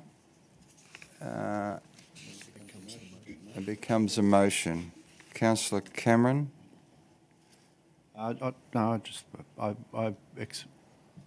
Pardon me. I don't wish to speak to the motion. I'll reserve my right to reply. Thank you. Thank you. There are no speakers for or against. Councillor Cameron, do you wish to close? I'm confused. Can we have the vote again on the motion? Yes? On the amendment. On the On amendment? the amendment? Yeah. The amendment was 1, which has now become the motion. Can I just see the hands raised again? Because my counting was... Okay, we can recommit it. 4-3 was what I thought it was. We're happy to recommit that. So we'll vote on the amendment again. Councillor Cameron, the amendment is A, defer consideration of the matter until November 2018. Those in favour? 1, 2, 3, 4. Those against? The amendment is 1. So the amendment becomes a motion. Don't want to speak to the motion? Away you go. So can I put the motion to the council? All those in favour? Those against? The motion is 1. Thank you, councillors. Okay. CM 13.7, the National Foresters Grove District Play Space Construction. Thank you, councillors. Councillor Vanderman. I move that council accept the tender from EnviroCulture Services for contract number 18/151412 National Foresters Grove District Play Space for the lump sum amount of $263,179.16, including GST. Thank you. Councillor Thurley. I second the motion. Thank you. Councillor Vanderman, do you wish to speak to that? No, thank you, Mr Mayor. No further questions or debate. Happy to put that motion. All those in favour? Anyone against? The motion is carried. Thank you. The next item is 13.8, provision of weed control services. Thank you. Councillor Stusbury. Weeds, one of my favourite things. I move that council accepts the following tenders for the schedule of rates panel contract number 18/01800 supply of weed control services panel contract over a 3-year period commencing 1 December 2018. 1. Squire Agricultural Services Wodonga. 2. Gray's Farm Friends Proprietary Limited, Yakandanda. 3. Marks Environmental Services Albury. 4. EnviroCulture Services Proprietary Limited Albury. And 5. Mapel Proprietary Limited Brimmen. Thank you. Councillor Vanderman. Happy to second, Mr Mayor. Councillor Stusbury, do you wish to speak on your favourite subject? I have a lot of experience with weeds on my broadacre lifestyle property, but no, I don't wish to open debate. Thank you. There being no further question or debate, happy to put the motion. All those in favour? Anyone against? The motion is carried. CM 13.9, development application. Councillor Con. Thank you, Mr Mayor. I move that Council A receive and note the contents of the report. B, grant consent to development application 10.2018.36115.1 for an industrial shed configured into 4 tenancies at lot 202 in DP 1236588, addressed as 318 Doctors Road, East Albury, subject to the conditions contained in the draft determination included as attachment 4 to this report. And I'd also like to add a part C to the recommendation, which is to add an additional condition to the draft determination as follows. B8, amended elevations. The submitted plans are to be amended to redesign the Doctors Road facade in keeping with the requirements of Part 12.3.3 of Albury Development Control Plan 2010, with the specific aim of achieving a high standard of appearance to enhance the quality of the streetscape when viewed from public land and adjoining properties. This is to be achieved through the use of innovative and contemporary decorative materials and articulation. Amended plans satisfying this requirement are to be submitted to and approved by Council prior to issue of a construction certificate, and once approved, the plans will form part of the development consent. Thank you, Councillor Con. Do I have a seconder, please? Councillor Thurley. I second the motion. Thank you. Councillor Con, do you wish to open debate? Thank you, Mr Mayor. I can see some frowns from councillors, so I'm happy to explain my addition. Essentially, in the report, it's clear that the proposal doesn't meet the requirements of the Albury Development Control Plan for the appearance of industrial buildings, and the recommendation is to improve that anyway because the shed next to it also doesn't meet the requirements of the Development Control Plan, and having a new building that looks good might draw attention to the old shed that doesn't meet requirements. It's my personal view that that's pretty terrible logic. I think we should be enforcing our own conditions on developments so that this can have the least possible impact on adjoining properties. Thank you, Councillor Con. Question from Councillor Glacken. Thank you.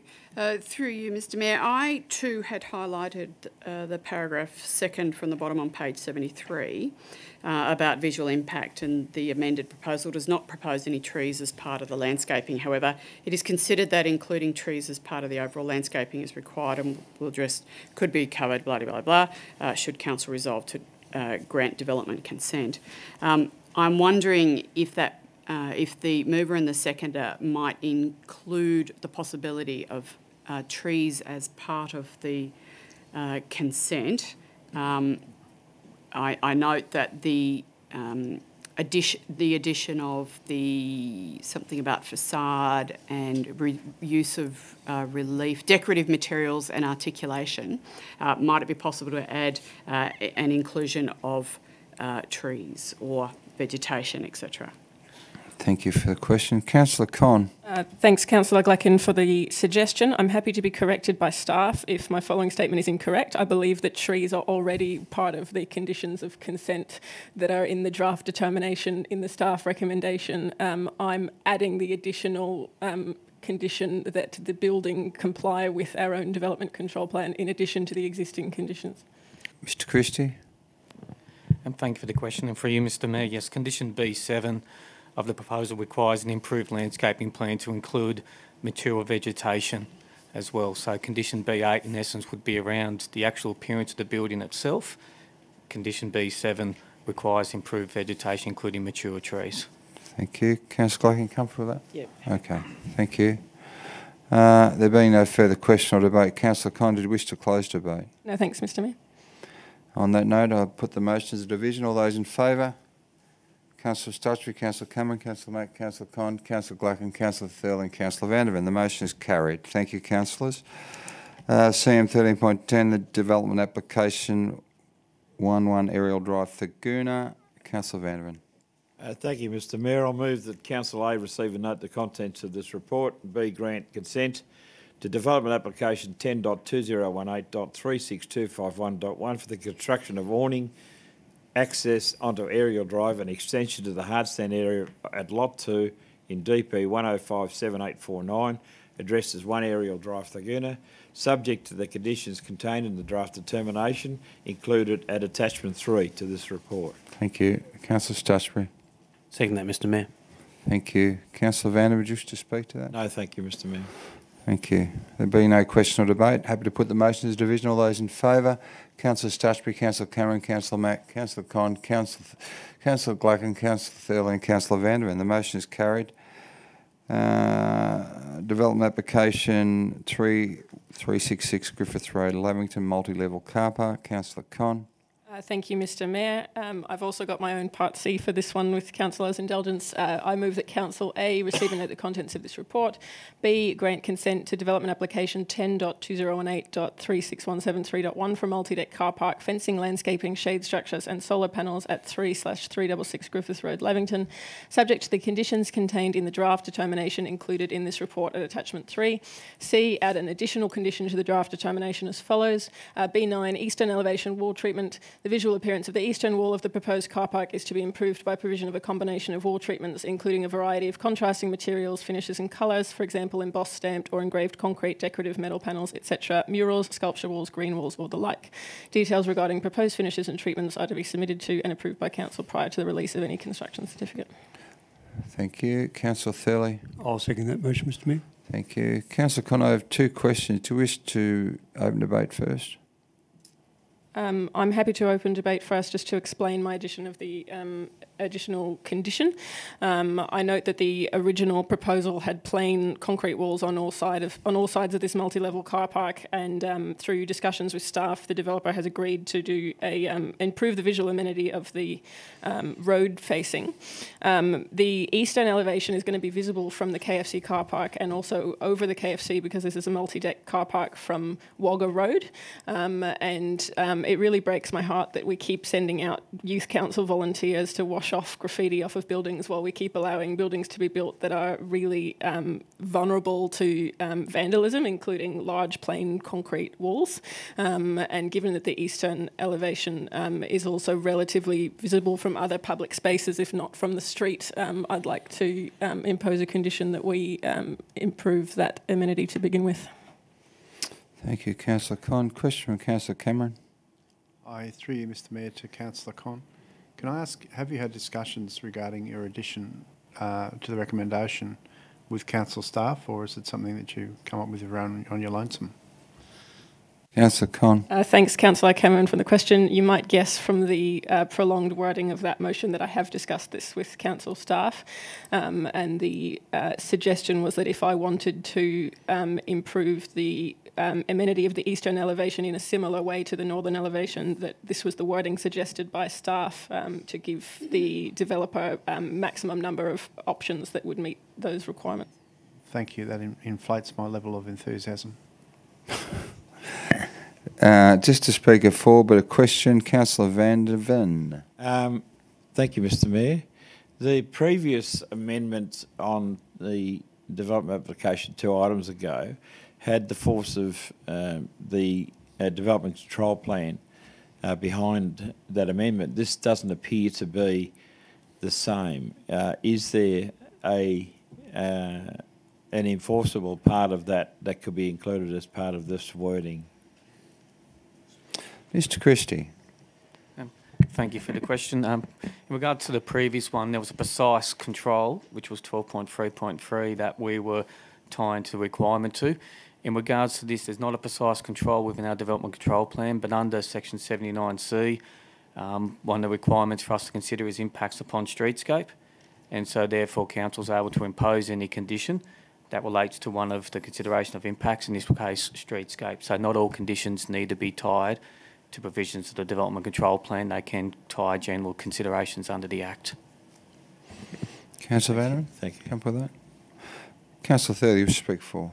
Yeah, I recall when we first talked about this matter, we did talk about the appearance at street, and this was the reason for doing one wall. I agree that we can make our buildings more attractive, not just monster concrete blocks. Most people will be aware that all over Australia now, the use of murals and the use of innovative wall cladding and so on is increasing dramatically, and I think it really does contribute to the amenity of the city and make it a better place to live. And it certainly has been proven with our graffiti strategy that in where we make things more attractive, we lessen the likelihood of graffiti and vandalism. And I could name a number of sites that were regularly attacked by graffiti artists or graffitiists, whatever you want to call them. And since they've been covered with well-done murals and other things, they've not been touched again, and I think this would be a great opportunity. Thank you, Councillor Thurley. Councillor Con, there being no further debate or questions, did you wish to close debate? No, thank you. Happy to put the motion as a division. All those in favour? Councillor Stutchbury, Councillor Cameron, Councillor Mack, Councillor Con, Councillor Glacken, Councillor Thurley and Councillor Vanderven. The motion is carried. Thank you, councillors. CM 13.12D, development application for 373 Woodstock Court, Urunga Early Learning Centre. Councillor Stutchbury. Thank you, Mr Mayor. I move that Council A receive and note the contents of this report, and B, grant consent to development application 10.2018.36338.1 for additions and alterations to Urunga Early Learning Centre at Lot 130 DP 708448, number 373 Woodstock Court, East Albury. Be approved subject to conditions contained in the draft determination included at attachment 4 to this report. Thank you. Seconder, please. Councillor Vanderman. Happy to second, Mr Mayor. Councillor Stutchbury, wish to speak to that? Of course. Very briefly, one of my children attended this daycare centre 16 years ago, and it was pretty old and clunky then. It certainly deserves a renovation, and I think this is pretty good plan for that. Thank you. Thank you. There are no further speakers for or against. Councillor Stutchbury, do you wish to close debate? Okay. No, thank you. Happy to put the motion to division. All those in favour, Councillor Stutchbury, Councillor Cameron, Councillor Mack, Councillor Collin, Councillor Glacken, Councillor Thurling, Councillor Vanderman. The motion is carried. Thank you. Officers' reports for noting CM 14.1 Albury-Wodonga Regional Economic Development Strategy. Thank you, councillors. Councillor Thurley. Thank you, Mr Mayor. I move that Council receive and note the Albury-Wodonga Regional Economic Development Strategy 2018-2022. Thank you. Councillor Cameron. Second that. Councillor Thurley, do you wish to speak to that? No, just to note that basically it shows a pretty healthy and glowing future for Albury-Wodonga region, and happy to endorse the report. Thank you. Councillor Stutchbury, have a question before we close debate? Yes, thank you, Mr Mayor. Through you to the most relevant member of staff. I read the document, glossy brochure, very nice. One of the parts of it was that we were to somehow develop a relationship with Albury-Wodonga Health in regards to the development of a health precinct, and I'm just wondering, is there a plan for that to happen, and how is it likely to play out? Mr Zachnich. Thanks for the question, through you, Mr Mayor. So, Council will be aware we've got a corridor strategy process underway for essentially Barella Road, Riverina Highway, that looks to take in master planning and future development for those major infrastructure services along that precinct, including the Albury-Wodonga Health Service. Looks at current and future planning issues around parking access, pedestrian access in particular across Barella Road. So discussions with Albury-Wodonga Health, Department of Transport, RMS, are currently underway across that broad spectrum of strategic planning issues. And that's the initial stage of the discussion. Council's been successful in some funding from the Department of Planning to assist that planning process to commence as well. And obviously discussions with Wodonga Council are included in that process because of the cross-border health service master planning that's currently underway. Councillor Stutchbury, you comfortable with that? On that note, there are no more speakers for or against. Councillor Thurley, to close debate. Thank you, Mr Mayor. Happy to put the motion. All those in favour? Anyone against? The motion is carried. CM 14.2, the investment balance of September 2018. Councillor Vandervan. Thank you, Mr Mayor. Happy to move the Council receive and note the investment balances report for the month of September 2018. Thank you. Councillor Thurley. Second the motion, Mr Mayor. Thank you. Councillor Vandervan, do you wish to speak to that? No, thank you. But except to note the fact that we've got nearly $146 million invested. Thank you. Thank you. There are no further questions or debate. Happy to put the motion. All those in favour? Anyone against? The motion is carried. C 14.3, T-Corp investment policy exposure limits. Councillor Vanderman. Thank you, Mr Mayor. I move the Council note the written responses received by AlburyCity from the New South Wales Treasury Corporation, also the Office of Local Government, regarding investment policy exposure limits. B, note the subsequent letter issued by AlburyCity's General Manager to the New South Wales Local Government Minister.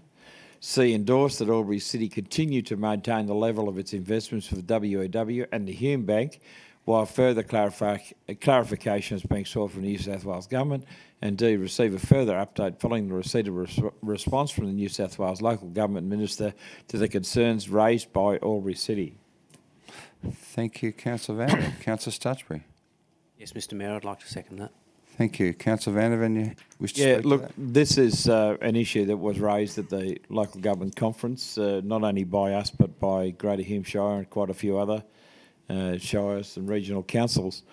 And it's one of those issues that is really strikes at the heart of our regional community if this sort of edict is allowed to go unchallenged and unquestioned. to reduce our exposure to these organisations to $250,000 each is monstrous in the extreme. The suggestion that the major banks or the major institutions are safer than these is absolute poppycock.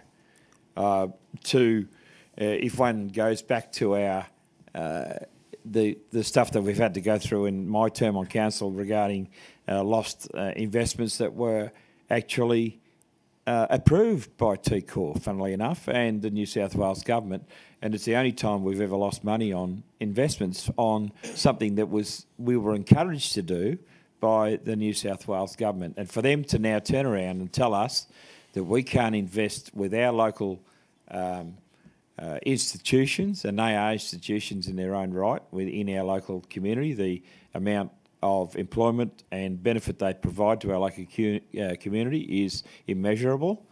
And for them to blackmail us into reducing that is totally unacceptable. And my personal view, should it come to that, would be that we paid the extra interest rather than exceeding and bowing to the pressure that they do if that comes to the final end of this whole process around getting them to reverse their edicts around this. So I think it's a really important issue. I think we really need to stand up and be counted on this particular issue. I think it is an absolute matter of principle, and we should fight long and hard to make sure that we win this particular fight. Thank you. Thank you. No speakers against. Speaker for, Councillor Glacken. Yes. It goes further than a matter of principle, Councillor Van der Mene. It's a matter of supporting our local community and other shires and councils within New South Wales being able to do so. So it's on one hand a matter of principle, but the reality is it's a matter of ensuring that we are a part of our communities and that we are happy with the provision from the banks and building societies, those financial institutions that are happy to be in our community and be a part of our community, and we need to support them. We are, as local government, a significant employer, a significant organisation in whatever community we are in, and we need to ensure that other community organisations have the support and are enabled to benefit our community as we, as local government, do within those communities. Thank you, Mr Mayor. Thank you, Councillor Glacken. No speakers against. A speaker for, Councillor Con. Thanks, Mr Mayor. I won't repeat the comments made by Councillor Van der Ven and Councillor Glacken, only to briefly note for those that weren't at the Local Government New South Wales conference, Greater Hume Shire moved a motion to conference on this topic that was carried. So it'll be great to have the support of Local Government New South Wales in lobbying for this as well. Thank you, Councillor Con. Councillor Van der Ven, there are no more speakers. Do you wish to close debate? No, thank you, Mr Mayor. On that note, I'm happy to put the motion. All those in favour? Anyone against? The motion is carried. The Infrastructure Contributions Annual Report. Thank you, councillors. Councillor Cameron. I'd like to move that council receive and note the contents of this report. Councillor Thurley. I'll second the motion, but I'd like to ask Councillor Cameron a question. Why does he always pick the short ones? Councillor Cameron, did you have a response to that? Yes, being a longer person myself, I have some empathy with symmetry. Councillor Stutchby, do you wish to ask a question about the report? Yes, I do. This question is through you, Mr Mayor, to the most relevant member of staff. The question relates to the development application for 501 Garden Street, Albury, which is included in this report. I just can't quite find it. However, you might recall that when this DA was discussed last month, the Mayor queried the quoted cost of construction, which was $750,000, which did seem to stretch credulity given that it's on a steeply sloping site and involved demolition and construction, including a pool. And then I note that a revised building estimate was received, which was $20,000 less, $730,000.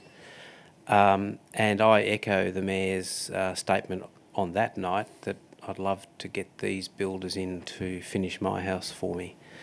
My question, which I've now arrived at, is to the relevant member of staff, can we in some way obtain an independent estimate of the true cost of this project, please? Mr. Christie. Thank you for the question and for you, Mr. Mayor. So it's correct that at the council meeting for 501 Garden Street, council was happy to approve it subject to a more accurate cost detail being provided. That information was provided to the applicant, who then returned with an estimated cost which was slightly lower than the previous one. So council staff have again met with him and provided him with a written request saying that council's actually valued it ourselves at closer to $1.4 million using Rawlinson's as a guide, and that we don't accept the valuation he's provided, and we've provided two options to him. One is to accept council's valuation. The other is to provide an independent quantity surveyor's detailed costings and report at his expense, detailing how he came about and detailing a true and independent costing of the application. Councillor Stutchbury. I'm very happy with the answer to my question, Mr. Mayor. Thank you. Councillor Cameron, did you wish to speak to the report or close debate? There are no further speakers for or against. No, thank you, Mr. Mayor. Thank you. Happy to put the motion. All those in favour? Anyone against? The motion is carried. CM 14.5, the monthly development statistics, September 2018. Councillor Vanderman. Mr. Mayor, I'll happily move the recommendation the council receive, note and accept the information in the monthly development statistics for September 2018 report. Thank you. Councillor Cameron. I'd like to second that motion. Thank you. Councillor Vanderman, do you wish to open debate or speak to that? Speaking briefly, it shows that we're still healthily developing. Thank you, Mr. Mayor. Thank you, Councillor Vanderman. Councillor Gleichen, you have a question? Thank you. Through you, perhaps this is the report Councillor Stutchbury was referring to with regards to 501 Garden Street. Yeah, there's no figure in there, but it is mentioned in this there is a figure there? Yep. Okay, thank you. Thank you. No further questions or debate. Up to put the motion. All those in favour? Anyone against? The motion is carried. There are no delegates' reports for noting. CM 16, Councillor Thurley has made me aware of two items he wishes to raise in urgent business. Councillor Thurley. Very briefly, Mr. Mayor, last week, as in my role as National President of the Murray-Darling Association, I made a submission to the Productivity Commission about the Murray-Darling Basin Plan 5-year assessment. And the only point of relevance and why I bring it up here is that we strongly advocate that local government have a role in the governance and other mechanisms for implementation of the Basin Plan. At the moment, local government is completely missing from that, and we think that's a very poor. I have a copy of the submission I'll leave on the councillor table in the meeting room. And the other one, people are aware that the matter of 450 gigalitres of upwater is now on the agenda. This is an extra 450 that has to be recovered. And there are strong discussions by councils along the Murray about how this will be detrimental to their welfare. The problem and the submission we made is they have no adequate test of socioeconomic outcome. And we're suggesting that this should not proceed unless they have an objective, well thought out test. And the MDA, along with CSIRO and the University of Canberra, have proposed a body of work to do that. And we asked Minister Littleproud that he would champion this at the Basin Officials Committee meeting in December. I'll leave that on the council meeting room as well. Thank you, Councillor Thurley. Did Mr Littleproud indicate he would?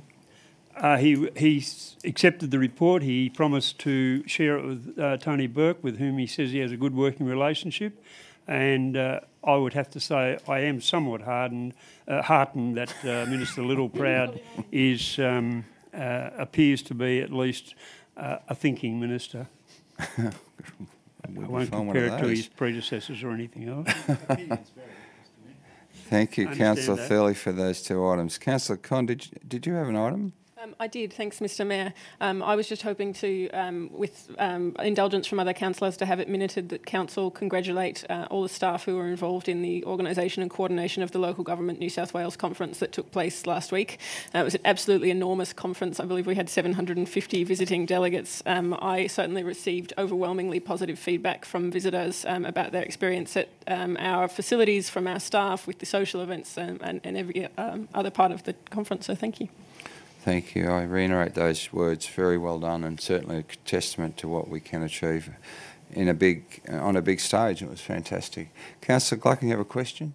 Well, simply if we can add to Councillor Con, if she's happy to do so, to note that I was made aware on a number of occasions by delegates of the welcome that they had received, not just at the conference, but in the hotels, the motels, and around the whole town. They felt very welcome. I didn't hear any negative comments whatsoever. Nothing but praise for the hoteliers in how they had been welcomed. So, fantastic.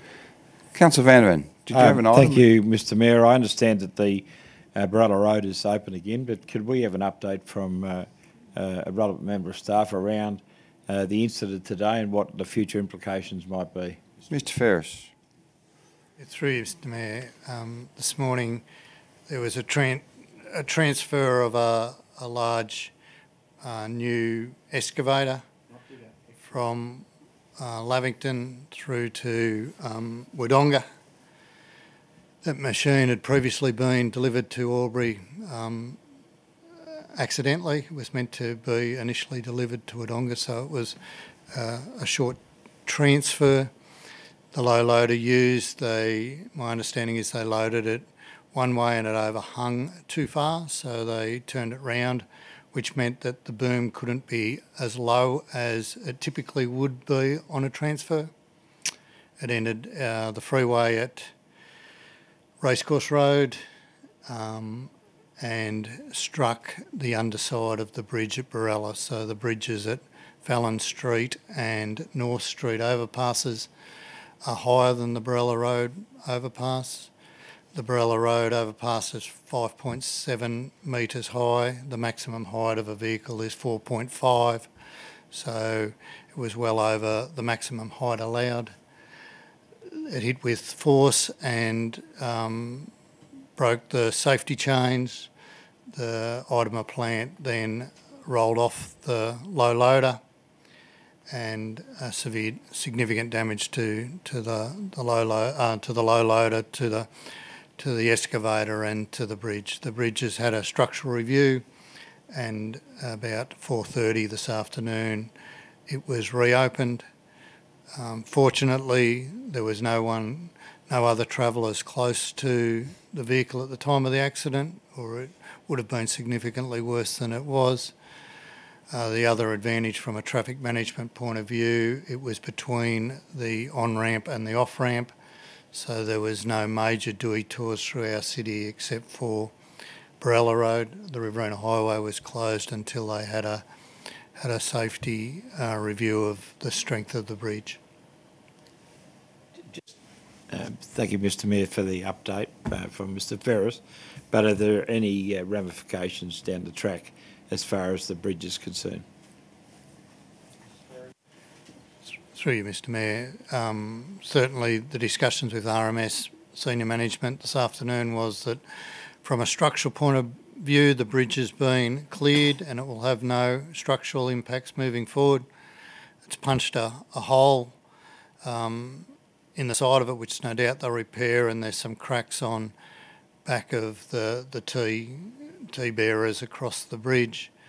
There's some drainage that was on the underside of the bridge that was collected that they'll need to replace. There's also some Telstra cables and some electrical cables that were hanging there that they've, my understanding is, temporarily put back in place, but will need to come back to secure them properly.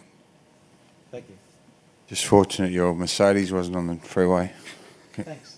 Well, it has a habit of running into things, that's all. Thanks, Mr Mayor. Thanks, Mr Ferris. Thanks, Councillor Vanderman. That concludes our urgent business. I need to now move into confidential business, and I'm looking for a mover, if I could please. Councillor Thurley. Thank you, Mr Chair. I move that Council move into confidential to discuss items CM 17.1 and CM 17.2, as these are confidential items exclusive of press or public on the grounds that the matters relate to A, personal matters concerning particular individuals other than councillors, Local Government Act 1993, number 30, section 10A, 2A. Thank you. Councillor Cameron. I'll second that. Thank you. I'll just ask if anyone from the gallery wishes to make any submissions. There is no one here. I'm happy to put that motion. All those in favour? Anyone against? The motion is carried, and we'll just wait for the room to be cleared. Thank you.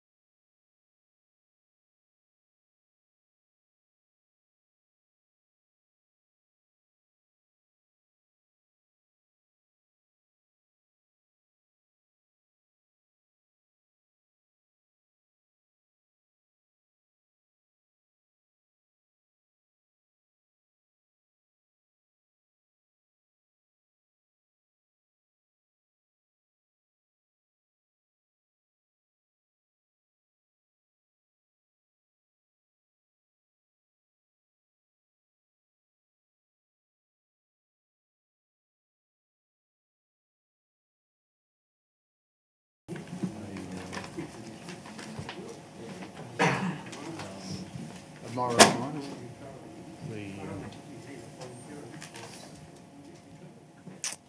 there. That'll be right. Fucking hell, that's fucking stupid. The motion should be here. They're not there. You've got to go back and do the freaking reports again. We're live. I'm trying to stop us accidentally leaking. Have we identified who the member of the gallery is? No. And both items should have been under the same confidential folder.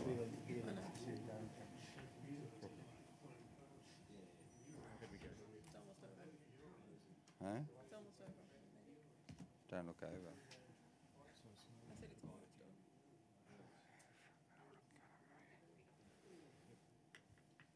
What the hell is going on here?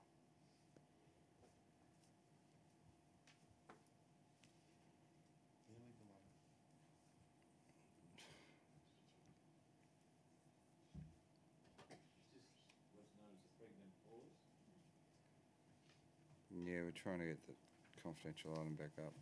It's not in the original papers, the motion.